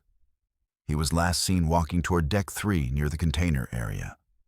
Security sweep turned up nothing, but his radio was found sitting in front of the slot where 113A had reappeared, still on, still warm, and playing a loop of static mixed with faint breathing and one phrase buried deep in the static. "Your next manifest." We locked down the hold, sealed it off with magnetic locks. But the temperature across the ship keeps dropping. All readings say normal, but the walls feel cold, the floors frosted. My mirror fogs in the middle of the night, even when the heat is on. And this morning, the coin I found had split in half. No explanation, just a perfect split through the name, leaving only one word visible. After the coin split, I knew it wasn't just me. Something had boarded the ship, but it wasn't a person. It was a presence, a logic, a loop that wanted to be recorded, manifested. I kept quiet, didn't report it. But Lena knew. She saw it too. That morning, she showed me something new. A screenshot of the system path for our onboard navigation. A secondary route had been auto-uploaded, marked as experimental. A straight line to nowhere. Coordinates led to open ocean. No islands, no ports, no purpose. But the path had a name. Cycle 44. Same phrase, same number as the logbook I found in the lifeboat. She tried deleting the path. It re-uploaded itself immediately with a timestamp. 1:12 a.m. Same time the figure placed the package in container slot 113A. Lena isolated the internal logs. Found a data burst from the ship's power core at that exact minute. A non-human signature. Not electrical, not software. Just a signal shaped like a breath. I went back to the bay that night. I had to see if the container was still there. It wasn't. The slot was empty again. But on the floor, where the frost had been, was a note written in red ink. "Do not track origin." I picked it up. It crumbled in my hands, like it had been frozen then thawed too fast. The walls around me groaned, not like metal, but like ribs stretching. I backed out fast, tried to radio Lena, no signal, only static. Then, a voice, my voice, saying, "Ian, don't go." I turned the radio off, kept walking, reached the cargo elevator and saw the light flicker above it. An extra floor appeared on the panel. No number, just the word, cold. I didn't press it. But the elevator doors opened anyway. Inside, a familiar box, plain, unmarked, coated in frost, and resting on top of it, my own badge. Still cold, even though I hadn't been in that area for hours. I left it there, didn't take it, just walked away. Next day, the badge was back in my cabin, sitting on my pillow. Still cold, still wet, still waiting. Lena checked the HVAC logs. Said the container bays showed temps as low as -52. But that's impossible. Our ship can't even generate that kind of refrigeration, let alone sustain it. She found something else too. An audio recording? It had been saved automatically during a maintenance override. Titled, Manifest Incoming. We played it. It was 9 seconds long. The first 4, just the sound of wind. The next 3, breathing. The final 2, a whisper. Ian. We never left. That night, the crew member who went missing last shift showed up. Not alive, but in the camera feed. Standing outside the container bay, wearing his uniform, but backwards, inside out. Staring at the sealed wall, not moving, not speaking, just there. For 42 seconds, then he blinked, turned, and walked directly into the wall. Not behind it, into it. No cut, no fade, just gone. The file corrupted after that. No recovery possible. The next shift, the bridge reported a routing anomaly. The ship had begun correcting its heading toward the Cycle 44 route without approval. The AI override system had been bypassed by something inside. We tried to force manual control. The console displayed a message, Cold path, accepted. All other buttons disabled. Lena isolated the signal and traced it back to a root directory, hidden deep beneath the main OS. Inside it, one file, a digital manifest, with one line. Cargo, accepted. Crew, pending. I told her to shut it all down. Cut power to Deck 3, scramble the files. She tried. The lights went out for 2 minutes, then came back. But every monitor now showed one thing. A countdown, set to 1:12 a.m. It was 12:47. I grabbed my gear, ran down to the container bay, ready to destroy whatever was left. Torch it, flood it, dump it. But when I arrived, the slot was sealed, welded from the inside. Frost creeping up the surrounding walls. The lights above the bay flickered, and I heard it again. Breathing, this time faster, raspy, pained, like something suffocating but never dying.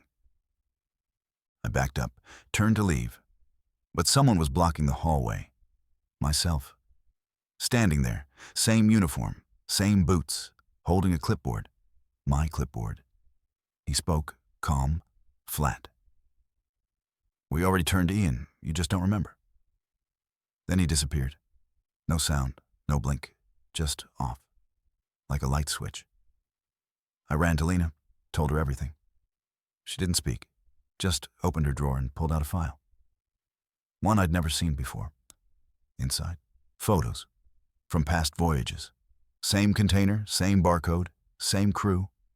Always one missing after arrival. Always replaced by someone with no hiring records, no onboarding, no origin. She handed me the last photo.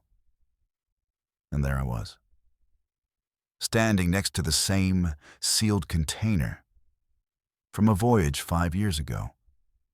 But I wasn't on this ship 5 years ago. I only joined last year. Or so I thought. I looked at Lena. She said, "How long have you been on the Caldera, Ian?" I didn't know. I couldn't remember signing on. Couldn't remember my first day. Couldn't remember ever boarding. Only the cold, the hallway, the breathing, the manifest. The final line of the photo file read, Cycle 44 entry complete. Ian Weaver, cargo, accepted. I stood up, heart racing, looked at the corner of her terminal. A new file was loading, unnamed. Then the system assigned it a title, Cold Manifest. Due beyond J, it was me, writing this down in real time, as if I had already done it before. And I knew I wasn't reporting the cargo. I was becoming it. Let's move to our 7th story. It begins in the bridge where the maps don't update, the stars don't shift, and the ocean keeps trying to send you back. My name is Raina Holt, navigation officer aboard the MV Meridian. I've been at sea for 9 years, cargo, cruise, military contract, but I've never seen anything like Cycle 44. It started with the coordinates, a simple nightly check, standard procedure. Cross-reference our current heading, verify with satellite sync, adjust drift. But every night, the same set of coordinates came back. Even after we moved, even after we changed course, they returned, identical, even the decimals. Every time I input them manually, they mapped to the same spot. Open ocean, no landmarks, no islands, no reason, just water and a cold front that never moved. At first, I thought it was a lag, system glitch, GPS buffer error.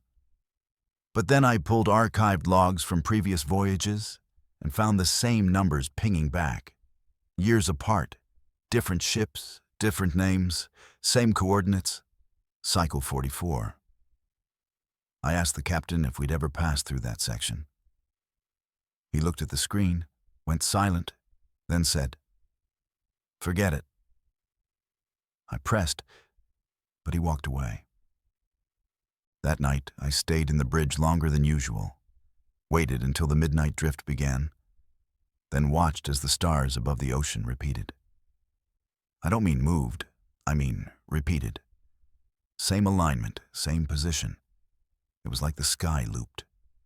I filmed it on my phone, overlaid 2 frames, and they matched perfectly. No time gap, no shift, just loop. I checked our heading again. It had reset back to Cycle 44. Even though our engines were pushing west, we were drifting east, back, like something behind us was pulling. Lena, the comms officer, pulled a private ping, a signal bounce coming from our own dish array. She said it was like the Meridian was talking to itself, repeating a transmission on a delay. She decoded it and found 3 words. Don't forget. We didn't know what it meant, so I searched the archives again, internal logs from old voyages, and found a file locked under old encryption titled Cycle 43. Inside was a manifest with names, positions, crew that never appeared on any roster. One name repeated, R. Holt. But I wasn't on this ship before. This was my first assignment here, or so I thought. The captain caught me reading the file. He slammed the console shut and told me to stop digging. I asked him, "What's Cycle 44? He said, "Something the sea gives back when we don't ask questions." That night, the fog rolled in. Heavy, low, the kind that coats the lights and swallows sound. At 1:17 a.m., our heading changed again. Bridge alarms went off. All auto systems had rerouted us to the same coordinates, Cycle 44. I tried to override manually. The console refused, all buttons gray, locked out. The screen blinked once, then a new prompt appeared. Cycle acknowledged. Awaiting anchor. I asked Lena what it meant. She didn't know, but her hands were shaking. I went to the navigation locker, pulled out the physical charts, old school paper, traced our route. Something caught my eye. Each time we passed the Cycle 44 area, a ship disappeared, different names, different years. But one vanished every time, then came back changed, a new name, a new log, but the same ID codes underneath, buried, hidden. I looked at our own serial plates, scraped away at the paint near the comms panel, and found it. MV Orinda, the ship that vanished in 2006, the one from the Lifeboat. We weren't the Meridian.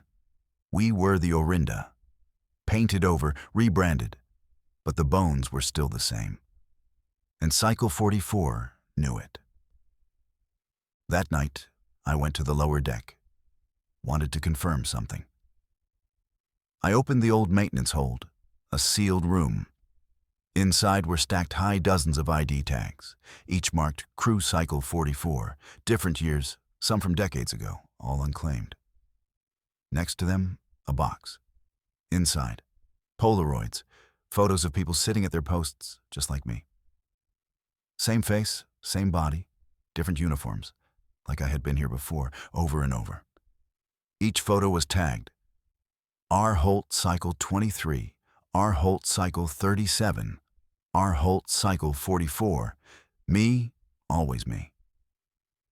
Then my earpiece activated. Bridge comm, but no one was on duty. I answered. A voice said, "Raina, you can stop now." "You've already seen the loop. It always ends the same. The sea forgives, but the route does not." I asked, "Who is this?" The voice answered, "You." Right before forgetting. The call ended. I ran to Lena, told her everything. She didn't look surprised. She just pulled up a document I hadn't seen before, titled Cycle 45 Prep, with my name at the top. Scheduled for replacement, cargo status pending. She said, "We're not alive in the normal sense anymore.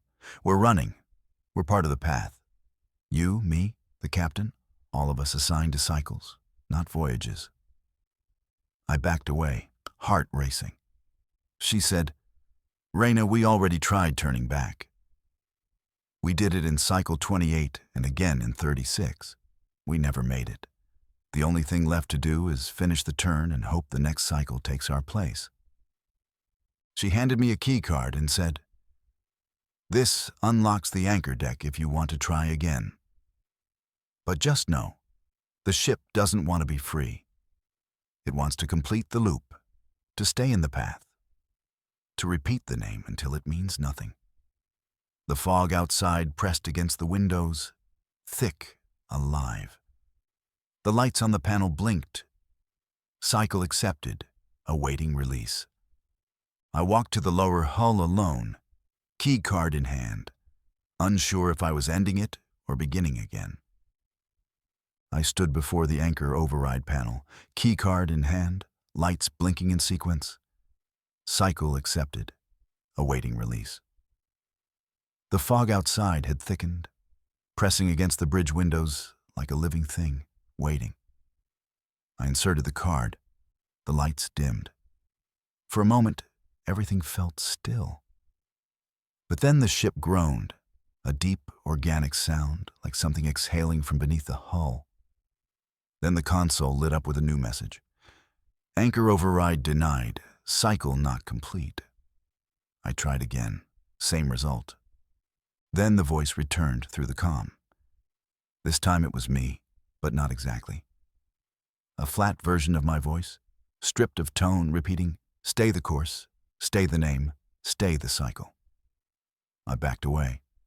The console began flickering between languages, symbols, code, then finally stopped on one word. Raina, written over and over in dozens of scripts. I shut the panel and ran to the captain's quarters. He wasn't there, but his logbook was open. The last entry read, "She knows. Let her finish it. The cycle demands an echo, and she's the loudest." Below that was a scribbled drawing, the ship's blueprint overlaid with lines I didn't recognize. Not power lines, not water flow, but something else, a spiral. At the core of it, the bridge with a circle marked R. I tore the page out and headed back to the bridge. Lena met me halfway. She looked pale.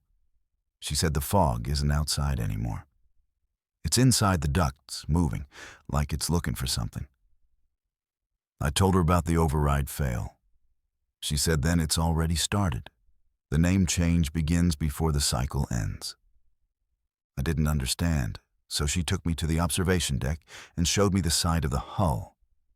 There, half faded, was a new name. M.V. Celine, the next name for the next loop. But we hadn't docked. We hadn't repainted. It was appearing by itself, printed from the steel. We went back to the data archive, pulled internal camera logs, and found footage from 3 nights ago at 1:12 a.m. The fog rolled into the hallway, passed over crew quarters, and wherever it passed, The nameplates outside the doors changed.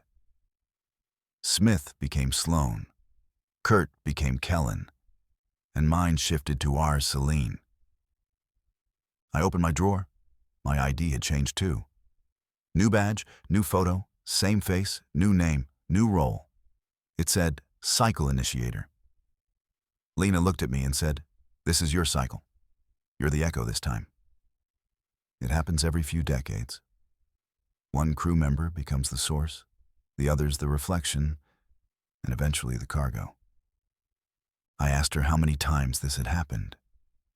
She didn't answer, just pointed at the timestamp on the camera footage. 1:12 a.m., same as every event, same as every note, every breath. Then the power cut out. Not a flicker, but a full drop. The emergency lights came on, blood-red glow over the corridor. From the speakers came a sound, not words, not music, just breathing again and again, overlapping. Different speeds, different lungs, until it became a chorus, a wave of gasping memory. The fog seeped through the vents, poured into the hallway. It didn't sting or freeze. It felt familiar, like being held underwater. Lena collapsed. I pulled her into the maintenance locker and shut the door. Inside, everything was quiet. She was awake, barely, and said they need someone to carry the cycle. They never make it to land. The ships that vanish, they just rename, recrew, relive over and over. But the only way out is through. She handed me her data drive and said, "Upload this to the black box before the loop seals, before the ship forgets." She slumped against the wall. I opened the panel and ran to the bridge. The fog was thicker now, but not moving.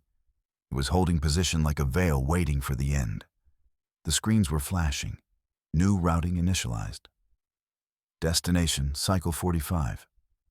The ship had already renamed itself. I uploaded the drive and triggered the black box relay. But the screen blinked. File rejected. Echo conflict. Then it displayed something new. File already present. Uploaded by R. Celine. It was already there before I had done it. The loop had written itself. I wasn't breaking it. I was fulfilling it. The fog coiled around the bridge console, creeping like mist through memory. The final prompt appeared. Echo accepted, anchor released. The ship shook, not violently, but like a pressure had been released. Through the fog, I saw the stars outside shift, not move, but reorient, as if space had turned with us, like we were spinning in place and everything else was catching up. The clock hit 1:12 a.m., the same time every cycle ends and starts. The speakers cleared, then a voice said, "Final entry confirmed. Cycle 44 complete. Crew manifest updated." Then silence. A few moments later, power returned. Normal lighting, clean air, no fog, just a calm, unnerving peace. I looked at the console. The ship's name now officially read MV Celine. New registry, new voyage log. First day, clean start, except for one folder buried under security clearance titled R. Celine Echo Complete. Inside was a recording of me saying, "If you're hearing this, it means you've begun again. And if you're reading this, it means you never left. We are the Spiral, and we always return. Welcome aboard, and good luck." Let's move to our 8th story, where the food is always fresh, but nobody remembers cooking it, and the guests never seem to leave. My name is Jericho Fenn. I worked night sanitation on Deck 4, Galley Unit 2, the main buffet level aboard the Nova Atlantic. My shift begins at 11:30 p.m. and ends around 6. Most nights are routine. Wipe down stainless steel, spray food stations, empty grease traps. Except last week, something changed. The buffet started refilling itself. I know how that sounds, but I'm telling you, I clean the same 9 chafing stations every night. Last Tuesday, I walked in and they were full again. Steamed rice, roast beef, pineapple chicken, perfectly plated, fresh steam rising. Nobody was on duty. The cooks leave by 10. I radioed galley manager Cruz. He said nobody had stayed late. Kitchen locked at 10:12. I told him the buffet's full again. He laughed, said bon appétit, and hung up. I dumped the food, cleaned the trays, didn't think much of it. But the next night, same thing. Buffet loaded, only this time new items. Crab legs, mashed cassava, chocolate bread pudding. Same presentation, same plating, but not from our inventory. I checked the digital prep logs. No entry. No staff key usage. It's like it materialized. I brought in Marla, my co-worker. She thought it was a prank until she saw it herself. She said, "This isn't prank food. This is curated like it's for someone specific." Then she noticed the note tucked under a dinner plate, written in cursive, elegant. "Thank you for the cleanup. Your loyalty is appreciated. Midnight guests dine best." There was no signature, just a small symbol at the bottom. 3 waves inside a triangle. Marla said it looked like a maritime cult seal. We both got spooked. I took photos and sent them to Cruz. He didn't respond. Later that night, security came by. Not to check the buffet, but to escort Marla off shift. Said her badge flagged improper access. She was screaming, said she didn't swipe into anything. They didn't care. She never came back on board. I asked Cruz the next day. He shrugged, said she was terminated for insubordination. But I checked our logs. No HR file, no termination entry, no record of her ever working here. Just gone like she was scrubbed. That night, I went in early. Buffet already set, 11 p.m. And this time, there was someone seated. A man, thin, pale, wearing a steward's jacket from the 60s. No ID. He didn't move, didn't eat, just sat there staring at a plate that was empty. I asked, "Can I help you?" He turned his head, not his body, just the head, and said, "They remember everything you throw away." Then vanished. No blink, no fade, just gone. The food still steamed, the silverware still clinked, but he was gone. I searched the area and found another note taped under the carving station. Midnight guests do not appreciate waste. Their hunger echoes through steel and salt. The buffet was warm all night. No heat lamp, no generator, just warm. I left it untouched. That morning, I checked my locker. Inside was a new uniform. Night steward, black trim, gold patch, triangle with 3 waves, same as the note. No one said anything. It was like it was always mine. That night, I came to work the same way.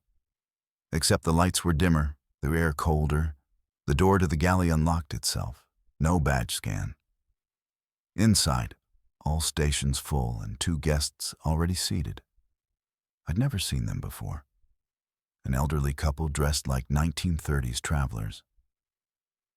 The man tipped his hat at me. The woman whispered, "We remember you." They ate slowly, no sound from utensils, no chewing. But the plates emptied one by one. Then they stood, bowed slightly, and left through the pantry wall, not the door, through the wall. I checked. Solid metal, no opening, just cold steel.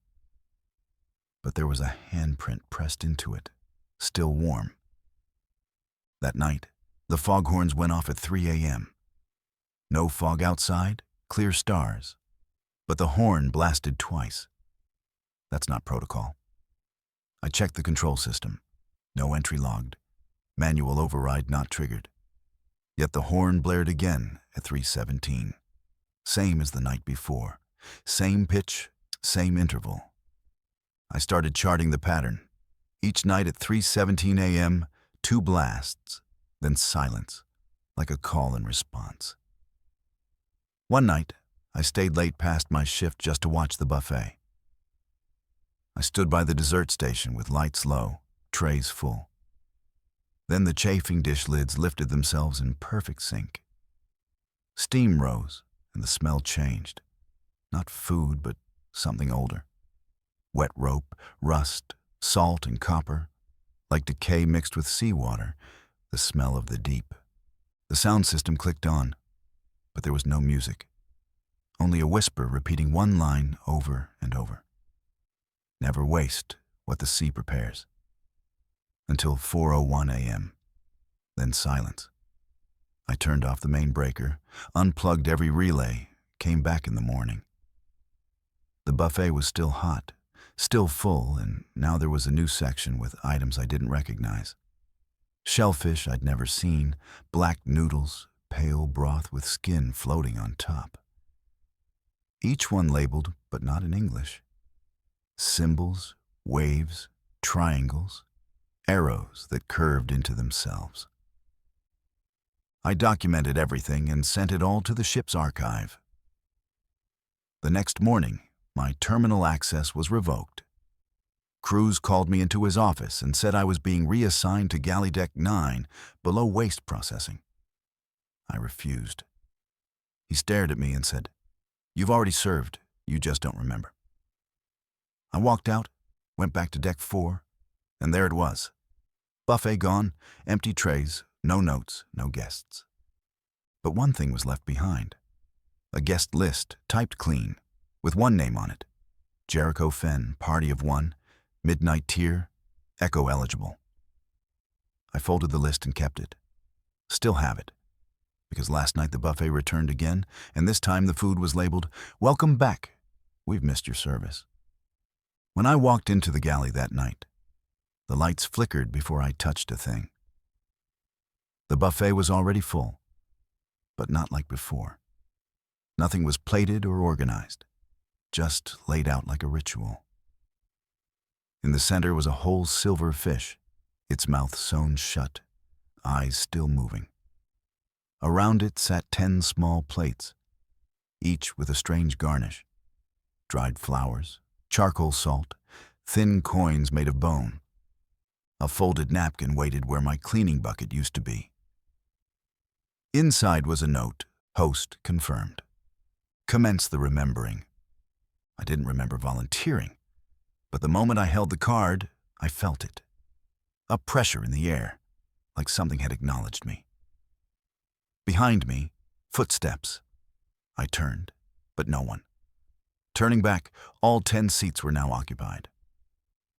The guests from other nights sat together. The man from the 60s, the couple from the 30s, a child in a sailor suit, a woman in an 80s crew uniform, all still, all staring at me. Their plates were empty, though none had moved. The man from the 60s tapped a fork and said, "We remember the stains you tried to scrub, the secrets you poured down the drain." His mouth never moved. The voice seemed to come from beneath the table. The others followed, reciting pieces of my life, things I'd never told anyone.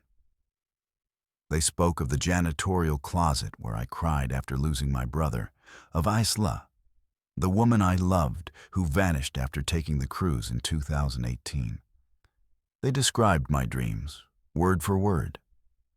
The girl in the sailor suit announced, "She's here too. She never left, just moved tables." All 10 guests turned to the far end of the galley, where a new figure sat. Back turned, long black hair, wearing the jacket I'd given her, Isla. I ran, grabbed her shoulder, turned her. Nothing, a wax figure, her glass eyes and half-open mouth frozen mid-sentence. A fork jammed in her chest, pressed against her heart. I pulled it out. Her head dropped, steam poured from her mouth, but she didn't collapse or fade. She just sat, unmoving. Beneath the fork, a note. "One plate remains. Do not let it rot." I turned to the buffet. All the food was spoiled. Meat blackened, rice crawling, sauce tarred. Only one tray remained fresh, the fish, still breathing, still watching. A spoon appeared in my hand. I didn't remember picking it up, but I knew what to do. I stepped forward. The guests stood and began to hum, a low, toning vibration, like a deep engine. I served a piece of the fish to each plate. They nodded, not eating, but holding the portions to their chests. The fish stopped moving. Its eyes turned white. One by one, the guests walked into the pantry wall and disappeared, leaving only silence and the smell of salt. I collapsed in the corridor. Crews found me, flanked by 2 officers. They lifted me up, silent. Crews said, "Promotion's complete.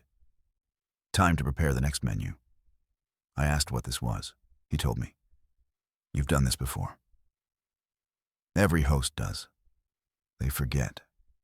That's the only way to make it through. He handed me a gold badge engraved with the 3 waves and whispered, "You'll be hungry for answers, but the buffet doesn't feed questions." That night, I dreamt of the Nova Atlantic's hull opening like a mouth, guests crawling through cracks. The next night, I arrived not to clean, but to oversee. The galley was already prepared with a new setup and new guests. This time, it was me who set the plates, greeted them, and whispered, "Welcome to the table that remembers." They all smiled. One guest spoke, "Your shift never ended. You just switched decks." The fish was back, mouth open. Inside was a name I hadn't heard in years, my mother's maiden name. Trying to leave? The hallway looped back to the galley, over and over. I found notes in my handwriting. "Don't trust the girl in white. If you reach the end of the hallway, turn around. This is still better than the pool deck. You've been host 12 times. Don't let them take your name." Returning to the main station, I saw the girl in white at table 4. Her dress was spotless, her eyes pure black.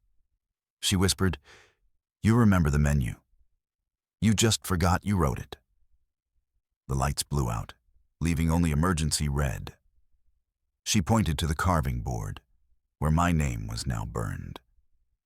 Jericho Fenn. Midnight tier. Host confirmed. Cycle 3 of 9.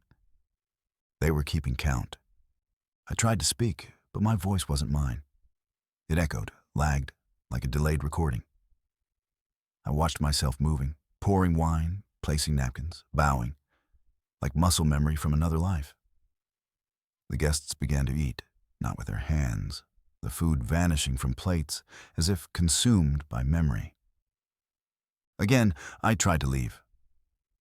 Crews blocked the hall, saying, "You're not done yet. You've still got 1 more course to serve." He lifted a dome cover. Inside, my face frozen, eyes open, mouth sewn.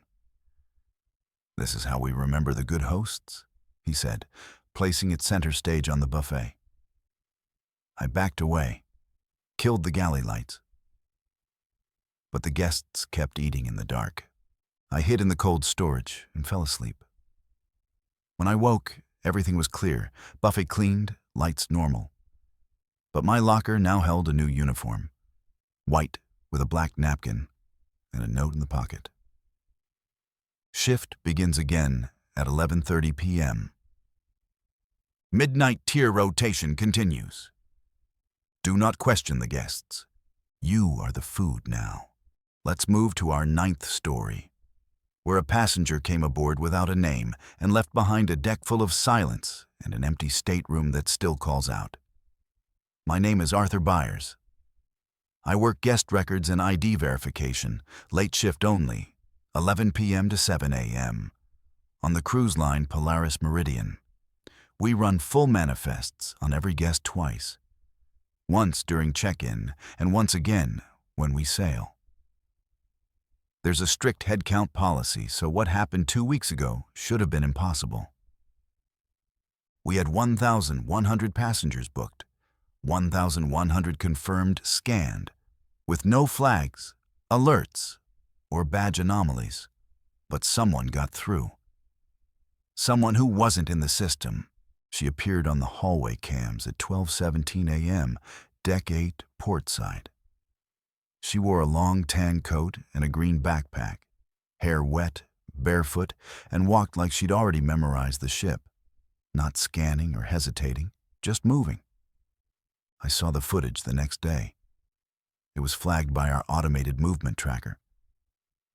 At first, I thought maybe a glitch or a staff member off duty. But when I tried to trace her ID, nothing. No name, no face, no luggage, no embarked timestamp. I checked all 10 entry points. No one matching her description logged in. The system didn't know she existed, but the cameras did. She passed by stateroom 817, paused, then entered. That room wasn't assigned. It was sealed for maintenance, key cards disabled. But the door opened. No staff code used, just opened. Next camera angle showed her inside, standing at the window, looking out over the ocean. But her reflection in the glass faced the wrong way. It looked straight at the camera. When I slowed the footage frame by frame, there was a flicker, a moment where the reflection smiled, but she didn't. I called security. They said they'd send someone to check. When they arrived, room 817 was empty. No wet footprints, coat, or bag. But the air was cold, like a freezer had been open for hours. They chalked it up to a prank or a camera feed mistake, but I couldn't let it go. That night, I stayed late and reviewed every hallway feed on Deck 8. At 3:14 a.m., she showed up again. Same coat, same bag, this time carrying a stuffed rabbit held tightly to her chest.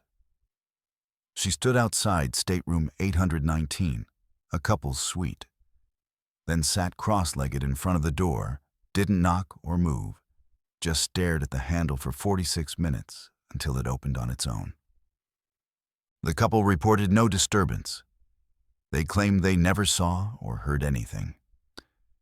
But when they woke, all their electronics had been reset. Their phones, tablets, even their alarm clock. All set to 12:17, the same time she first appeared. That's no coincidence. I pulled up more archive footage and found a fragment from day 2 of the cruise. The same girl now on Deck 5, in the children's reading area. She wasn't alone. 3 kids sat in a circle around her with no parents in sight.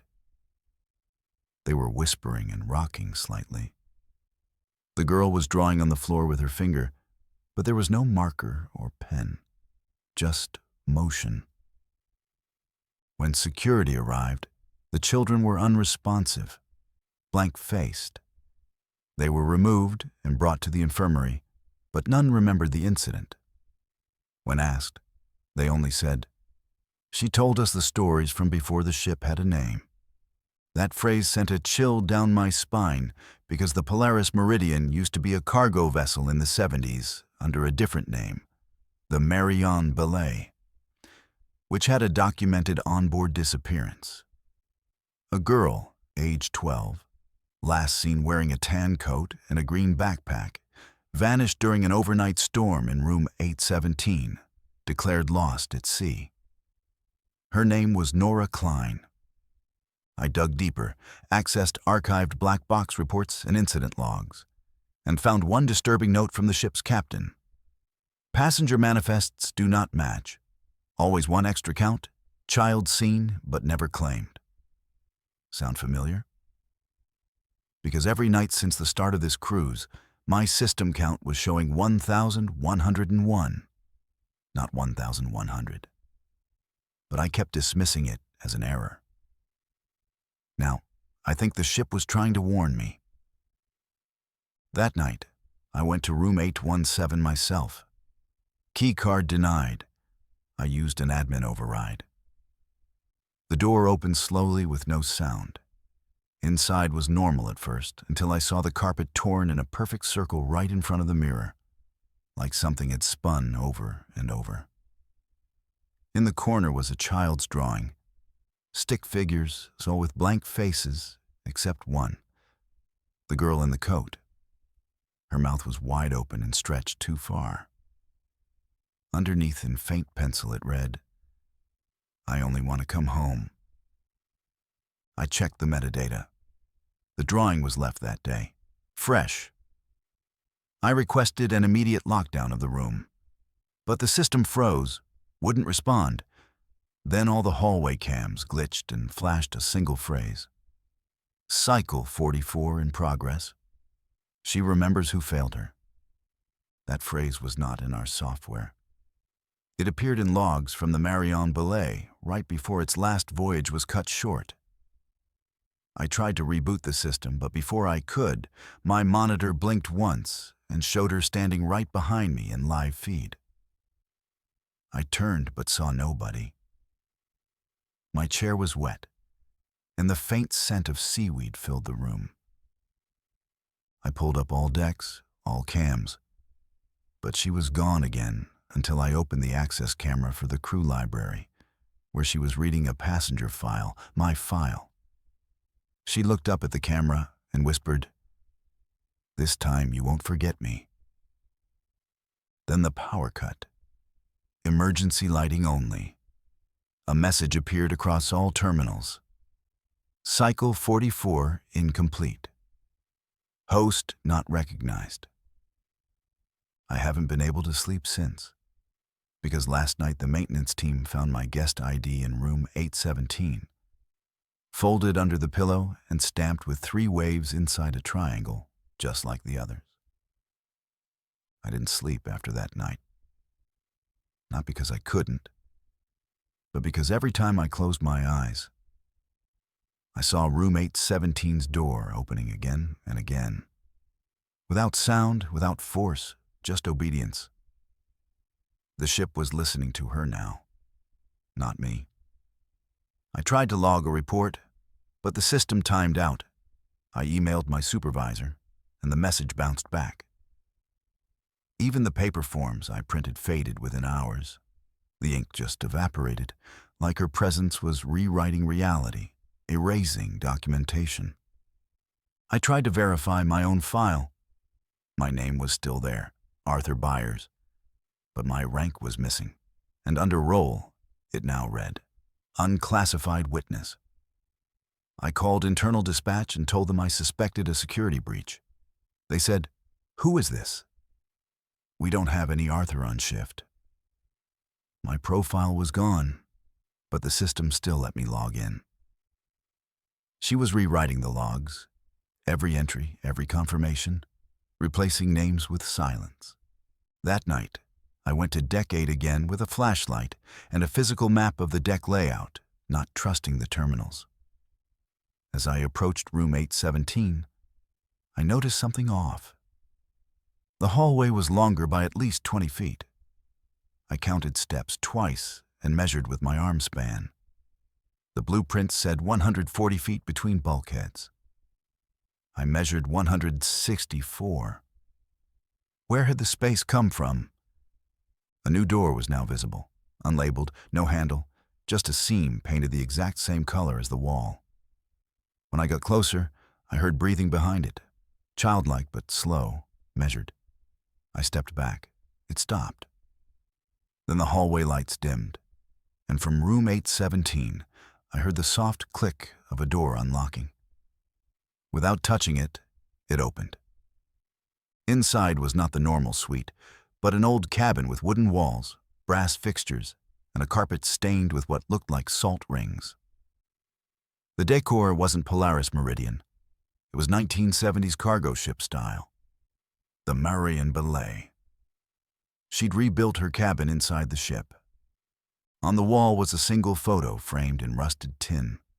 A girl smiling next to a man with no face, his head just blank space. Underneath the photo was a nameplate.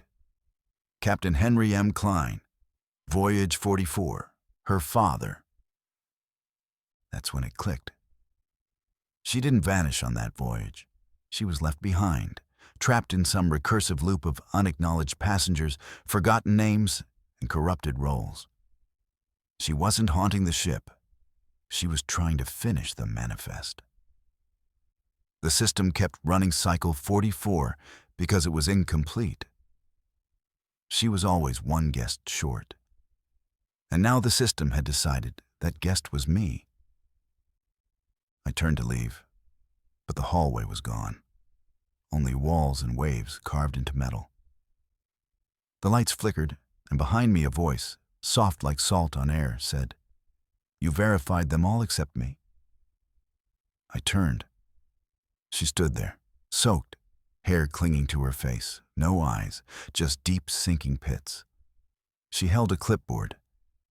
Guest manifest with one name missing, mine. She handed me the pen and pointed to the space. As I moved to write, her head tilted, her mouth open just enough to whisper, "If you sign, you remember forever." If I didn't sign, would I forget like the rest? Would I wake up in a new role, on a different deck? I dropped the pen and ran for the door. It shut, and all the photos in the room changed. Now they were all of me, working, sleeping, walking down the decks in different years, wearing different uniforms, each dated, each signed by her. I looked back at her. She was holding a cruise ship badge, mine but older, faded, as if I'd been here longer than I knew. She said, "You were the one who sealed the cabin. You locked the door before I was found.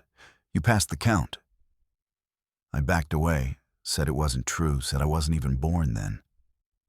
She smiled. Time doesn't matter to manifests. Only names, only roles.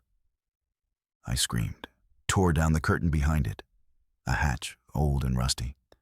I opened it. Behind it was nothing. Just open sea, black waves, no wind. And floating in the dark, hundreds of room keys, all with the number 817. I stepped back and closed the hatch. Everything was quiet until the PA system buzzed. A voice came through. "Cycle 44 complete.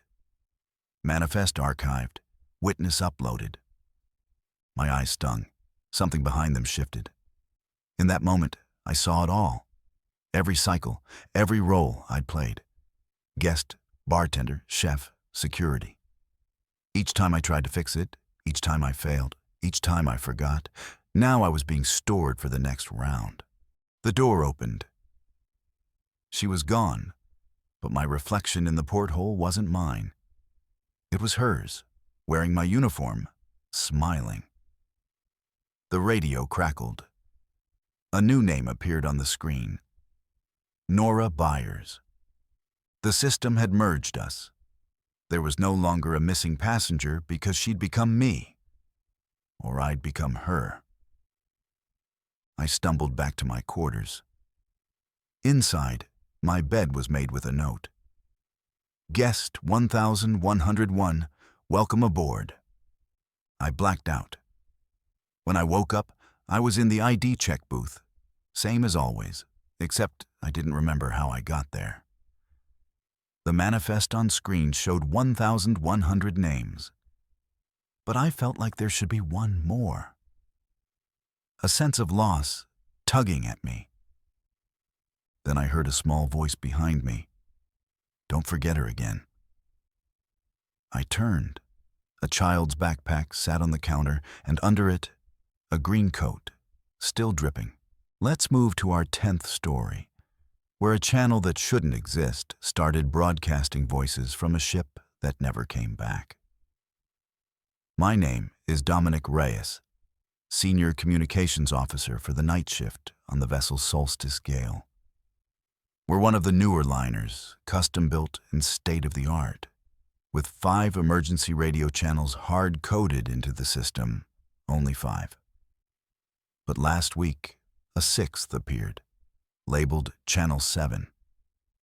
It wasn't part of our software, wasn't on the manual override list, but there it was, active, buzzing, and it only turned on at 2:11 a.m. every night, always that time and frequency.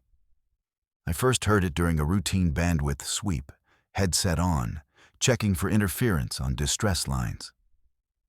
At exactly 2:11, the dial moved on its own. A slight click, then static, followed by a woman's voice, crisp, too crisp, like it wasn't coming from our ship or any I knew. She said, "This is the Monarch eclipse. All decks flooded, requesting retrieval, manifest dissolved." Then silence. I paused the recording and checked the registry.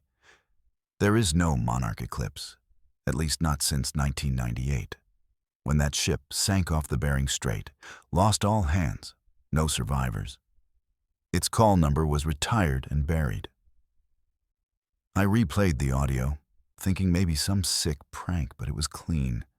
No loop markers, no signs of splicing, not even timestamp artifacts. It was live. I tried to reply with standard protocol. "Hailing Monarch eclipse, please confirm coordinates." The channel cut immediately. The next night, same time, same voice, a new message. "This is the Monarch eclipse. We are trapped in fog without sound. Passengers walking in reverse. Time unstable. Requesting retrieval." Her voice never broke. No panic. Just a resigned calm, like she'd been sending the message over and over for years. I reported it to engineering. They ran diagnostics and said the channel didn't exist. They even let me scan their back end. No trace of any Channel 7. But I had the recordings, clear as day. The third night, she added something new. "This is not an SOS. This is a remainder. He walks the bow without shadow." That exact moment, the lights flickered in my bay, only once. Then my screen froze, displaying an old ship schematic. Deck plan labeled Eclipse Variant C. Not our ship nor any in our system, but it loaded itself. I tried to move the cursor. It wouldn't budge. The screen zoomed automatically into one section. Deck 7, room 727. Then my headset buzzed again, and a second voice joined hers, male, ragged. "He's aboard again, but not whole. Don't let him near the radios. He returns through signal." The voice choked off, and then silence. I yanked the headset off, pulled the battery, and tried to reboot the panel. It stayed frozen for 4 full minutes, then reset on its own. No log of the broadcast, no history, no file cache, as if it never happened. But I could still feel the warmth of the headset on my ears. That night, I walked the corridors needing air, motion, distance from anything electronic.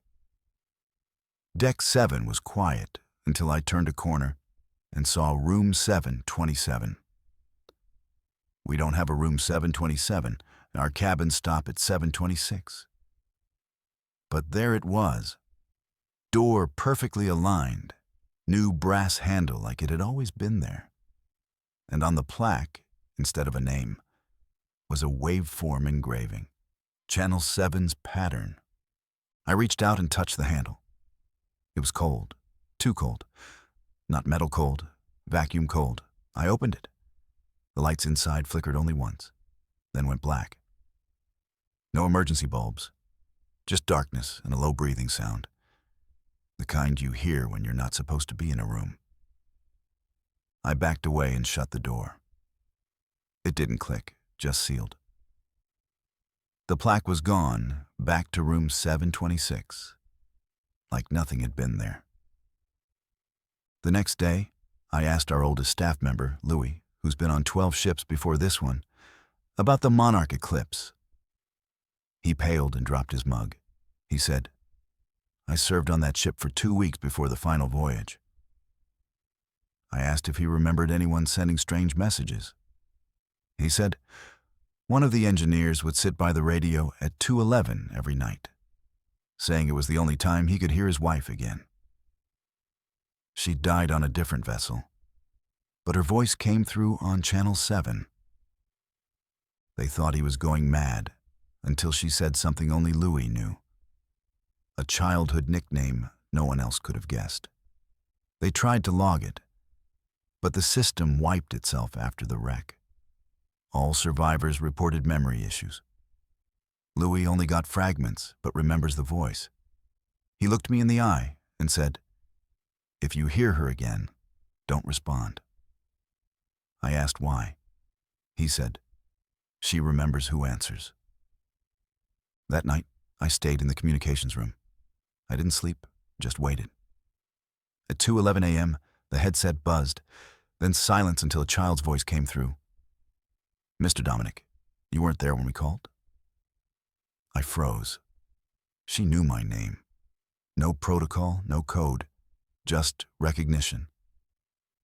Then more voices layered in, hundreds whispering my name, repeating it slower and slower until it became a growl.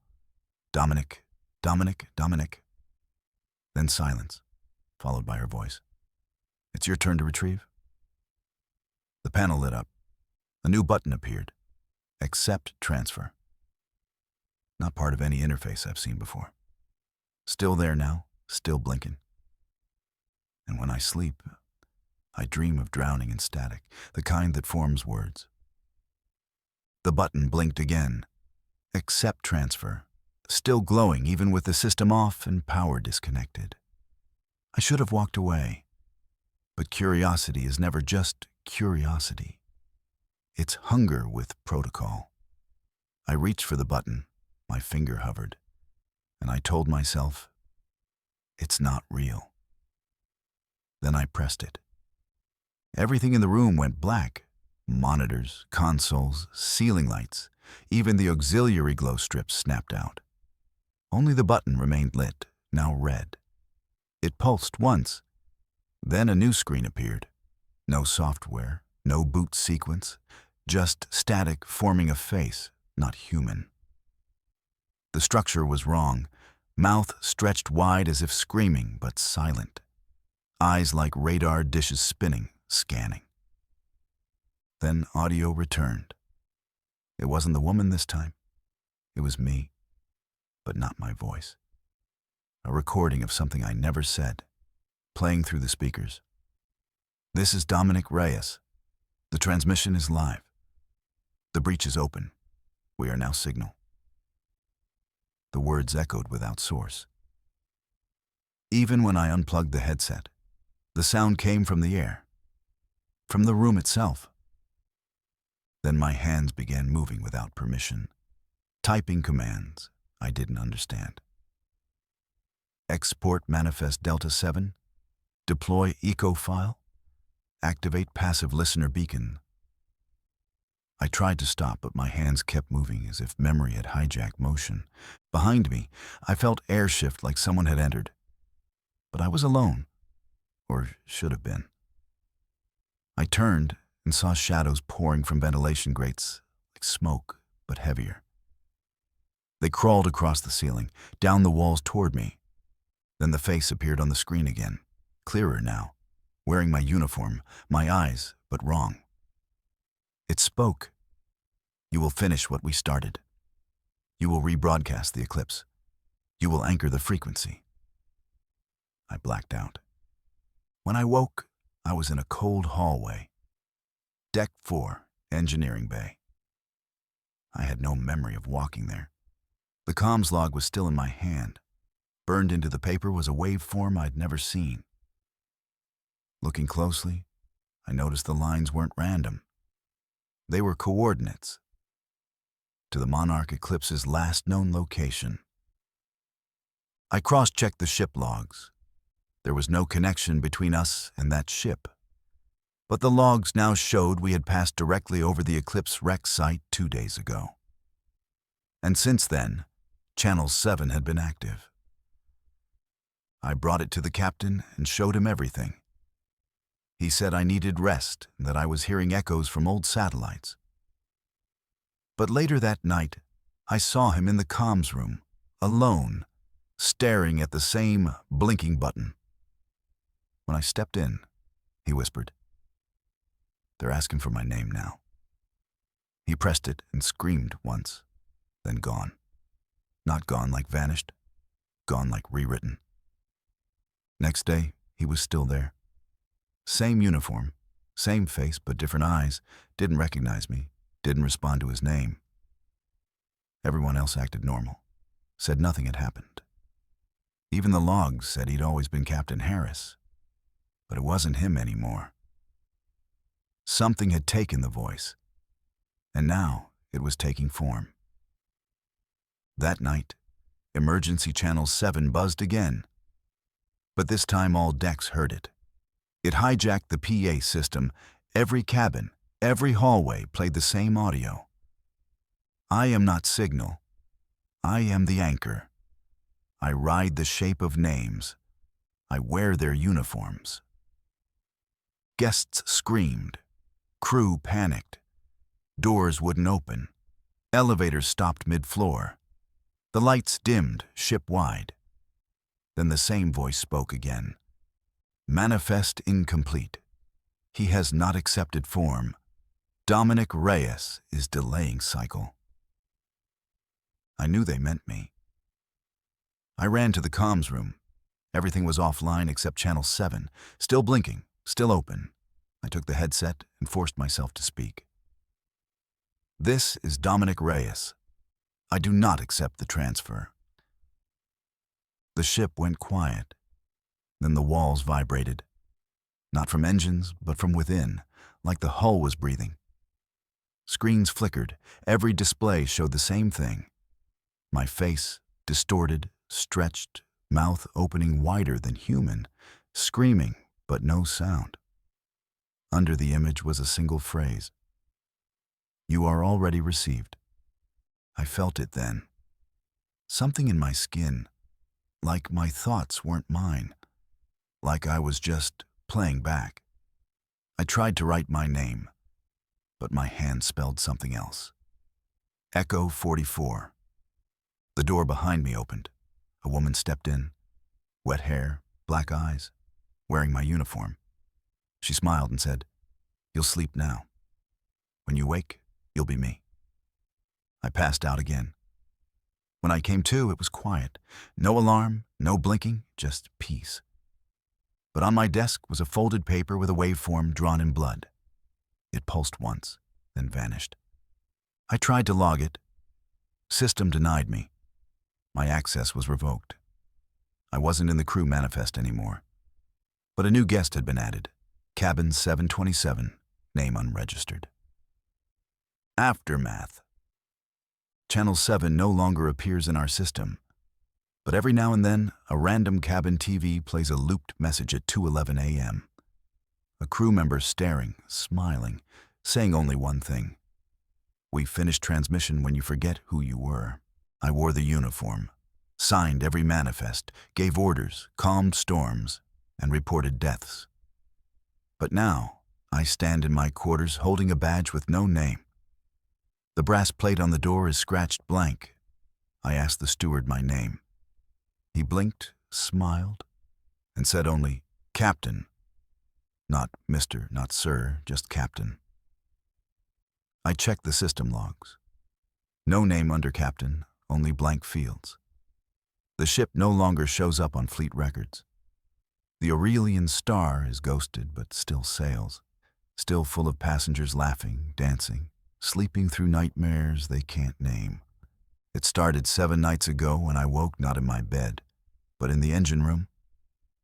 My uniform was soaked, and I held papers not in my handwriting with words circled in red. Cycle incomplete.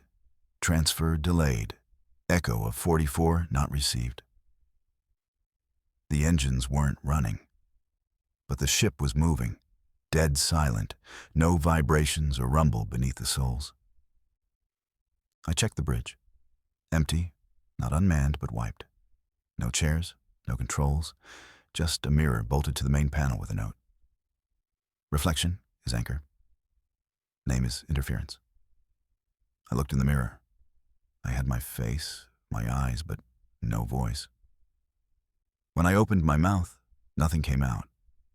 I tried to write, but the pen wouldn't move. I couldn't form language, only thoughts rushing and jumbled, then blacked out again. When I awoke, everything was normal. Bridge restored, crew in place, passengers eating breakfast on the promenade. I checked the ship's internal clock. 3 days had passed. No one noticed I was gone. I asked my second officer where I'd been. He said, "Captain, you never left." But his voice trembled and his eyes didn't meet mine. He had a burn on his right ear, like headphone coil damage. I asked if he'd been on the comms. He nodded slowly, said he heard a voice offering to show him the anchor's true face. He tried to turn off the feed, but it whispered his childhood nickname, one no one knew. He hasn't spoken since, only nods. The burn is spreading, dark veins climbing toward his jaw. I checked the logs again and found a file I didn't recognize. Manifest 0 Captain Log. Password protected, but my biometrics opened it. Inside, text scrolled by itself. Project Shadow Roads, Sub-Process 44C.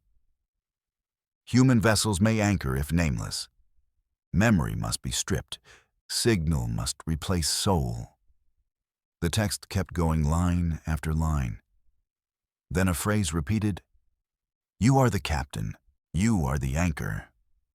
You are the broadcast." Below it were coordinates. I mapped them. They point to the center of the Atlantic, the exact spot where the monarch eclipse was last reported, and where the solstice gale drifted through last week.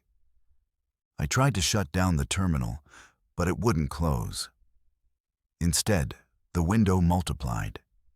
Each screen showed different captains on different ships, all looking directly at the camera with eyes blacked out, mouths moving but no audio, just motion. Then all screens went black except one. Mine, showing live feed of me, watching myself. But behind me in the feed, someone stood closer to the screen than I was, a figure in my uniform with no face, only light distortion. When I turned around, the room was empty, but the badge I wore now read, Echo 44. The ship began to tilt, not sink or list, just tilt as if gravity had shifted. The halls felt longer, rooms echoed with voices repeating seconds late like bad radio delay. Passengers started calling me by names that weren't mine. Mr. Alton, Captain Remy, Dr. Hayford, each time different, each wrong. One night, they stopped calling me anything. They just stared, smiling, and one whispered, "We're all in broadcast now." I found my quarters empty. Personal items gone, logs wiped. The only item left was a notebook with drawings, cameras with eyes, maps made of sound waves, a shadow leaning over a control panel. On the last page was written, "Only the forgotten can steer the star." Then a name scratched in deep ink. Nora Klein. I know that name from old ship reports. She was last recorded aboard the Monarch Eclipse as the comms officer. She's been dead for years, but her signature was still fresh. I couldn't sleep that night. The pages kept whispering, even when I burned them. The flames turned blue, cold, and the notebook never fully turned to ash. I found it back on my desk the next morning. But now the cover was different. It didn't say Captain's Log. It said, Manifest Echo 44. Inside, the final page had my photo, my face distorted, with the words, "You are remembered only when named. You are free only when forgotten." I went to the communications bay, locked the doors, sat in the transmission chair, and waited. The console flickered once. Channel 7 appeared, but so did others. Channel 44, Channel Monarch, Channel Solstice. Each blinking, each calling. I reached for Channel Monarch. The second I touched it, the lights died, and the speakers screamed, not a sound, but memory. The screams of every sailor who'd ever vanished at sea, played backward, then forward, then silent. Then a voice I knew, Nora Klein said, "Captain, the broadcast is ready. Anchor the waveform. Seal the loop." I whispered, "I don't understand." The screen showed my face overlaid with hundreds of others, all captains, all forgotten, all smiling. "You do. You were the first and the last. You were the template." Suddenly, my memories rewound. Not just years, but lifetimes. Ships I'd never captained, names I'd never spoken, uniforms from decades past. Each time a crash, a signal, a broadcast. And each time I woke again on a new ship with no name. The door behind me opened. The bridge crew entered, silent, each holding a folded uniform, all with no eyes. They formed a circle around the chair. The chair began to vibrate, then sink like descending into the ship's spine. We dropped past decks that didn't exist, decks labeled Echo, Delta, Null, until we stopped. A room with no walls, just darkness. At the center was a terminal with a single blinking option. "Begin final transmission." I said nothing. The ship spoke instead. "You will be forgotten. You will be many. You will become the shape of silence." Without touching anything, the transmission began. My mouth moved, but not my words. They came from somewhere older, deeper. My voice broadcast to nowhere, yet everywhere. As I spoke, I watched my crew's faces melt into fog. One by one, they dissolved, not in pain, but in peace. Like release. Then the ship vibrated hard. The sound of metal twisting, reality folding. Above me, a shape formed. Not physical, but sonic. A sound so low, it became form. It looked like a crown made of antennae. It lowered onto my head, and I felt the name leave me. Whatever I was, whoever I was, gone. Only signal remained. In that moment, I understood. This was never about one ship or one soul. It was about preserving something beyond identity. A pattern, a pulse, the idea of command without ego or memory. That's what keeps the sea calm, not charts or maps, but sacrifice. The broadcast ended, and I awoke in a lifeboat, middle of nowhere. No stars, just static in the sky. A radio lay by my side. No buttons, just a dial and a single scratched message. Cycle 44 complete, awaiting new captain. I drifted for hours or years. Time didn't pass normally. Then a light appeared on the horizon. Another ship. I was pulled aboard, given dry clothes, a meal, and a new badge. No name on it, just captain. I asked them what this ship was called. They said, "The Solstice Gale." I smiled because I had heard that name before. In another life, another loop, another broadcast. Aftermath. To this day, the Aurelian Star has no official captain listed in any records. But every voyage begins on time, and every crew salutes a man with no name. Guests report hearing muffled voices in their rooms at night, repeating only one thing: "You are safe because someone chose to vanish."